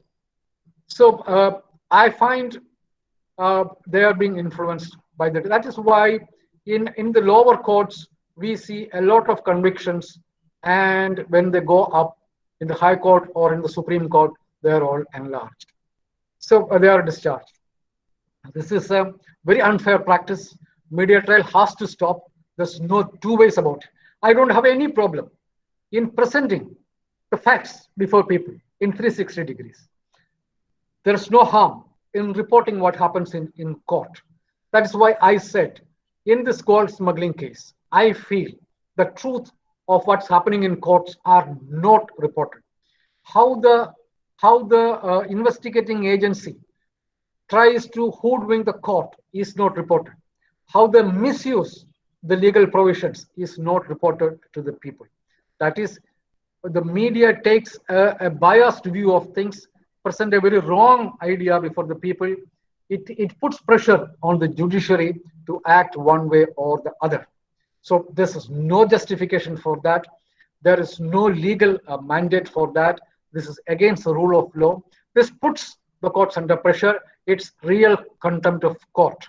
The moment you prejudice the minds of the people on an accused who is standing trial before a court, you are performing a contempt of court. The problem is that the media condemns somebody, the judge does not, then the people think that the judge has certain vested interests.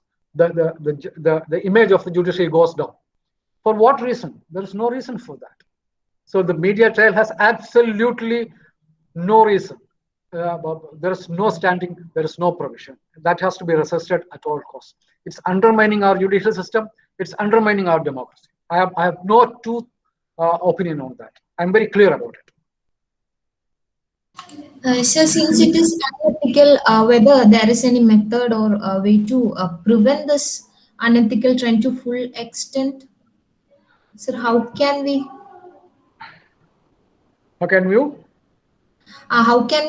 prevent or stop this unethical trend to full extent? I think the courts because if you remember, Shashi Tharoor went to the High Court, Delhi High Court, asking that stupid channel, that Republic TV, to stop funding him, and the court said you can't do it. You can't report the way you want. You can't call him a criminal. Then the lawyer representing the channel told the court, we have evidence. The judge got real wild. He said, you have no business to assess the quality of evidence. If you have evidence, present it before the court. We are here to sit in judgment on pieces of evidence. You have no business to come to your conclusion and call somebody a criminal. And the court told them not to fund him. Now he went to Dr. Shashi Tharoor, he had the wherewithal, he had the resources to go to a court of law and get a judgment in his favor. A lot of people don't have that luxury. So I feel that courts should take a very stern view of this media trial and stop media from doing it, because they are undermining the very idea of democracy, the very idea of rule of law, the very idea of our jurisprudence. It is for judges to decide the quality of evidence presented before it and pronounce somebody guilty or innocent. Only the court can do. No journalist, no media has the right or even the moral right to condemn somebody. So that has to be enforced by the courts of law. I have no true opinion on that. Thank you, sir. Sir, Yeah, please. sir, my name is Jerry. I'm an LLM student. Yeah. Sir, being a Malayali and a journalist, sir, do you think the journalism in Kerala is better or in any way different than journalism generally across India? That's a very difficult question. We are better. We are better in the sense that no journalism, the national, when you look at national media, the electronic media, this is my personal opinion, the electronic media is either they are afraid of telling the truth, or they completely toward the government line. We don't get anti-government news at all. In Kerala, what I feel is that the media in Kerala is unjustifiably anti-government, but that is fine by me. There is, I find no reason to grudge with the media, even when they go wrong.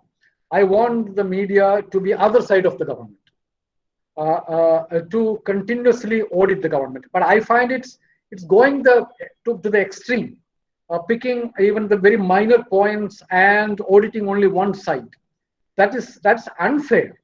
The media in Kerala, the way at the center, the media does not audit the government at all. In Kerala, the media unfairly audit government in Kerala, but that's better. I feel that the government can always be on the defensive. But it's the government's job to defend itself. The government can do it.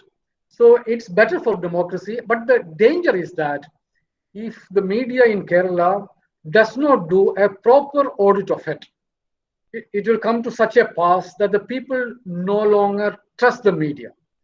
That is an undoing of democracy. When the moment people stop trusting the media, and then they realize that what the chief minister says is right.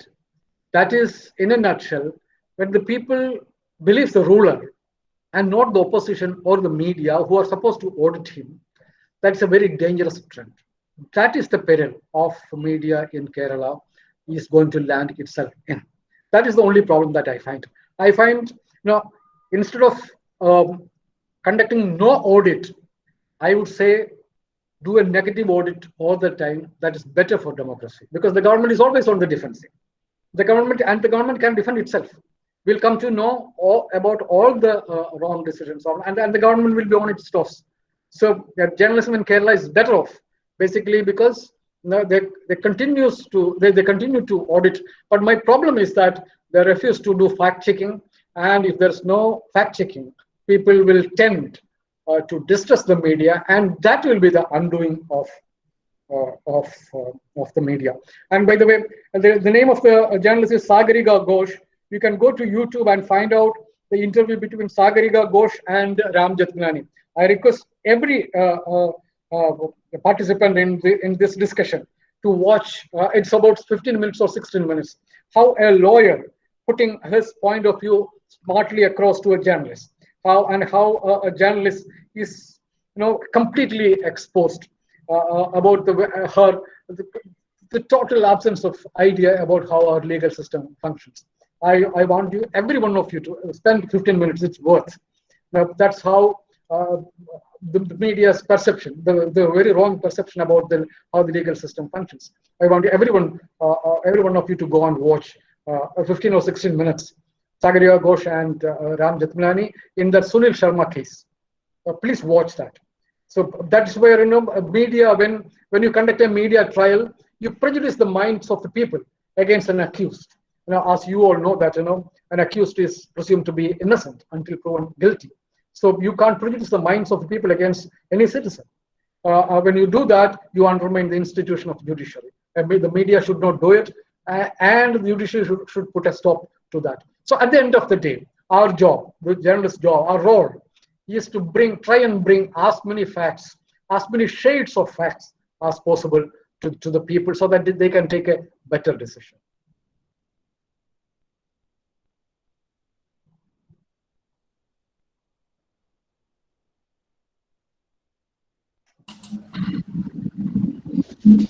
Any other doubts or queries, comments, ending? Hi, my name is Ranjana. I had a question with regards to the technology and its relation to the media. There has been a few reports where some of the news networks are using artificial intelligence to regulate their fake news problem. I mean, in the Indian context, how, in your opinion, sir, how would artificial intelligence play out in regulating fake news within the country? In regulating? Fake news, or, to differentiate between sources which are reliable and unreliable sources within the country. I think it's a very nascent stage. Artificial intelligence should be able to help us, because fact checking is not all that difficult. When the Prime Minister makes a statement, it's not all that difficult for us to fact check. Artificial intelligence, I think, even now it is there. There are websites which are into, I think one of them is the Broom or something like that. There are any number of websites which are doing fact checking. So if websites are doing fact checking by physically verifying certain information, then artificial intelligence, I don't know how far it is advanced, but I think in a couple of years we'll have better information, better tools to verify the facts. So that's going to be there. So that will put paid to this kind of fake information flow in the mainstream media. We should be able to stop it. I'm hopeful about it. There will be tools.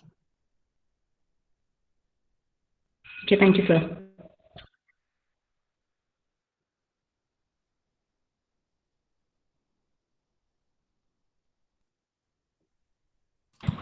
Hello sir, sir ക്ലാസിന്റെ തുടക്കത്തിൽ പറഞ്ഞത് മീഡിയയുടെ ജോലി എന്ന് പറയുന്നത് fact 100% fact 360 ഡിഗ്രിയിൽ fact represent ചെയ്യുക എന്നത് മാത്രമാണ്. എന്നിട്ട് സാറ് പിന്നീട് തുടർന്ന് പറഞ്ഞത് പലതരത്തിലുള്ള ഒരുപാട് കേസുകളാണ് സാർ പിന്നീട് പറഞ്ഞത്. ഗോൾഡ് സ്മഗ്ലിംഗ് കേസ്, കശ്മീരിന്റെ കേസ്, അങ്ങനെ പല കാര്യങ്ങൾ പറഞ്ഞിട്ട് സാറ് പറഞ്ഞത് ഞങ്ങളോട് വിലയിരുത്താനാണ് പറഞ്ഞത്. അപ്പോൾ അതിനോടനുബന്ധിച്ച് ഒരു കാര്യം ചോദിക്കാനുള്ളത്, നമ്മുടെ ഈ ഫ്രീ മാർക്കറ്റ് എന്ന് പറയുന്നത് എപ്പോഴും ഒരു ഫ്രീ ഐഡിയ, ഫ്രീ തോട്ട് ഒക്കെ കൊണ്ടുവരാൻ ഉതകുന്ന ഒരു സിസ്റ്റമായിട്ടാണ് എപ്പോഴും പറയുന്നത്.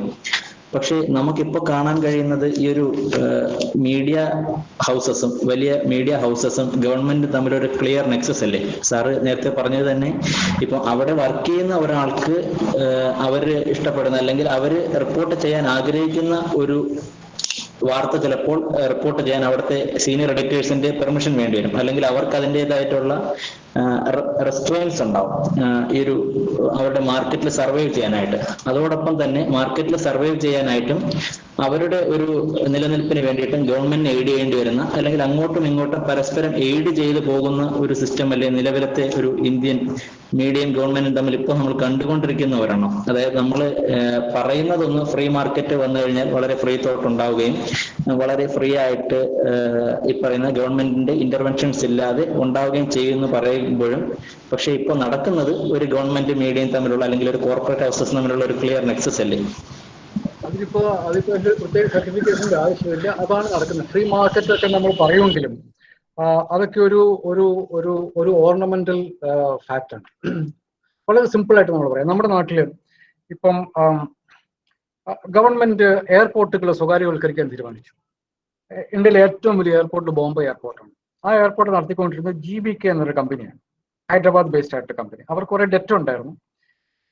ഈ അദാനി എയർപോർട്ട്സ് ലിമിറ്റഡ് അവർക്ക് ഇന്ത്യയിലെ ബാക്കി 7 or 8 വലിയ വിമാനത്താവളങ്ങൾ അവർ വാങ്ങി. ബോംബെ എയർപോർട്ട് വാങ്ങാൻ അവർ നോക്കി, അത് നടക്കുന്നില്ലായിരുന്നു. ഉടനെ GVKയുടെ പുറത്ത് CBIയുടെ പഴയ ഒരു കേസ് വരുന്നു.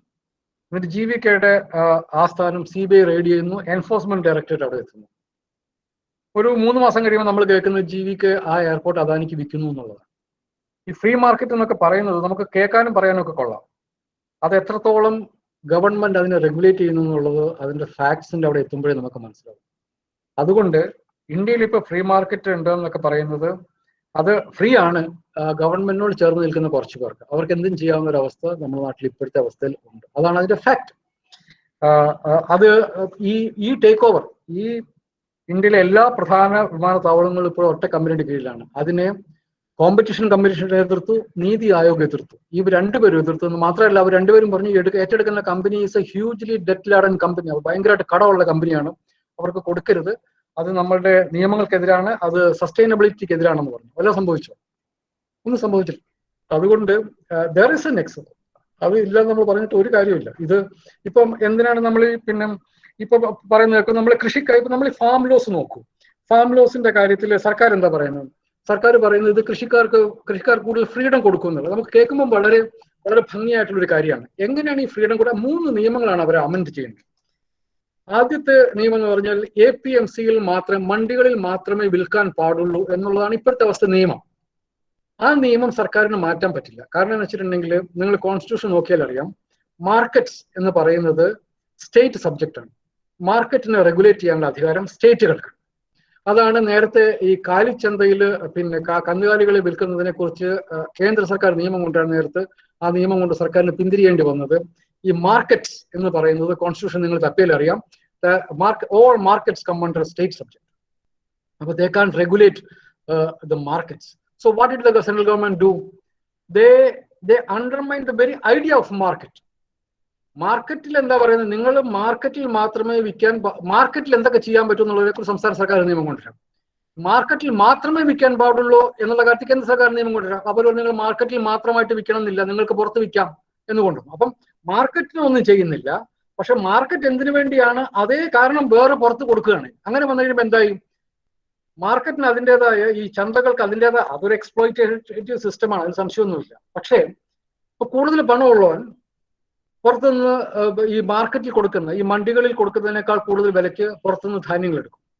2 വർഷം കൂടുതൽ കൊടുത്തു കഴിയുമ്പോൾ ഈ മാർക്കറ്റ് പൂട്ടിപ്പോകും. അപ്പം മറ്റവന്റെ കയ്യിലാവും. ഗവൺമെന്റ് പ്രത്യേകിച്ച് ഒന്നും ചെയ്തുമില്ല. ഗവൺമെന്റ് എന്താ പറയുക? നിങ്ങൾ കൂടുതൽ ഓപ്ഷൻ അല്ലേ തരുന്നത് എന്നാണ് സർക്കാർ പറയുന്നത്. അപ്പൊ ഇതിന്റെ പുറകിൽ, അതായത് ഫ്രീ മാർക്കറ്റിന്റെ പുറകിൽ നടക്കുന്നത് ഈ കുത്തകവൽക്കരണമാണ്. അതാണ് അതിൻ്റെ അകത്തെ പ്രശ്നം. നമ്മൾ ഈ നമ്മളോട് എണ്ണവിലയുടെ അഡ്മിനിസ്ട്രേറ്റീവ് പ്രൈസ് മെക്കാനിസം എന്ന് പറയുന്ന ഒരു സിസ്റ്റം ഉണ്ട് നമ്മുടെ നാട്ടിൽ. കേന്ദ്ര സർക്കാർ എണ്ണവിലയുടെ തീരുമാനിക്കുന്നത്. അത് എടുത്തു കളഞ്ഞപ്പോൾ എന്താ നമ്മളോട് പറഞ്ഞത്?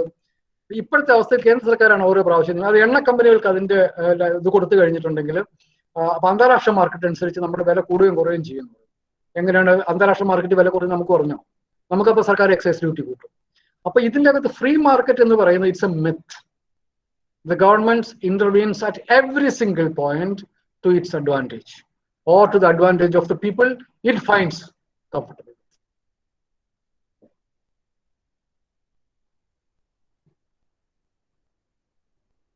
I think I have answered you.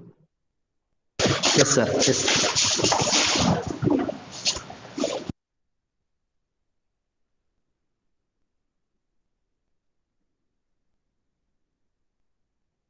ഈ ഞാൻ എൻ്റെ മകളിരുന്ന് വെബ് ക്ലാസ്സിലിരിക്കുന്നത് ഞാൻ കാണാറുണ്ട്. നിങ്ങൾക്ക് ഉറങ്ങിപ്പോയതാണോ അതെയോ? ഇനിയും ആർക്കെങ്കിലും എന്തെങ്കിലും doubts?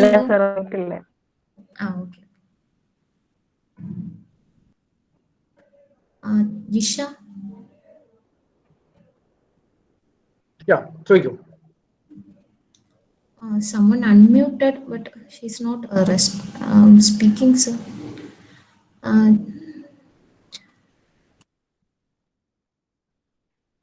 I can hear you. You can speak either in English or in Malayalam. ഇല്ല സർ, അൺമ്യൂട്ട് ചെയ്ത കുട്ടി മ്യൂട്ട് ആക്കി. പിന്നെ ഇല്ല, കേൾക്കാം, എനിക്ക് കേൾക്കാം. ജിഷ ഇല്ല, ജിഷ അൺമ്യൂട്ട് ആക്കി. ഐ തിങ്ക് അറിയാതെ എന്തോ പറ്റിയാന്ന് തോന്നുന്നു. എന്തെങ്കിലും doubts, comments എന്തെങ്കിലും ഉണ്ടോ ഇനിയും? Or either shall we conclude? So, sir, shall we move to? Yes, please. If there is no question, there is no point in my looking at blank screen. I can see your faces. Let's move on to vote of thanks. I invite Amega Sujan to deliver vote of thanks. Thank you, sir, for this wonderful session today. As we are moving through this course, I'd like to say that it's an honor, to be honest, to be able to learn from such eminent personalities like you. And today I'd like to take this opportunity to propose a vote of thanks to Mr. KJ Jacob, Executive Editor, Deccan Chronicle, Chennai, to spare the time from his busy schedule to grace this session and talk about one of the most extremely important and relevant topic, role of media in present day context. So you discussed many perspectives and walked us through the role of media in different areas of societal development and discussion making. And it has been such an insightful session, sir. And I would further extend my hearty thanks to our principal, Dr. R. Bijukumar, to have opened for us a wide spectrum of opportunities to learn from. And last but not the least, I'd like to thank the faculty and the student coordinators for organizing this course. Thank you so much, sir. My pleasure. Thank you. Thanks. Thank you, sir. Yeah. Will you wind up? Yes, sir. Yeah. See you. Thank you, sir. Thank you so much.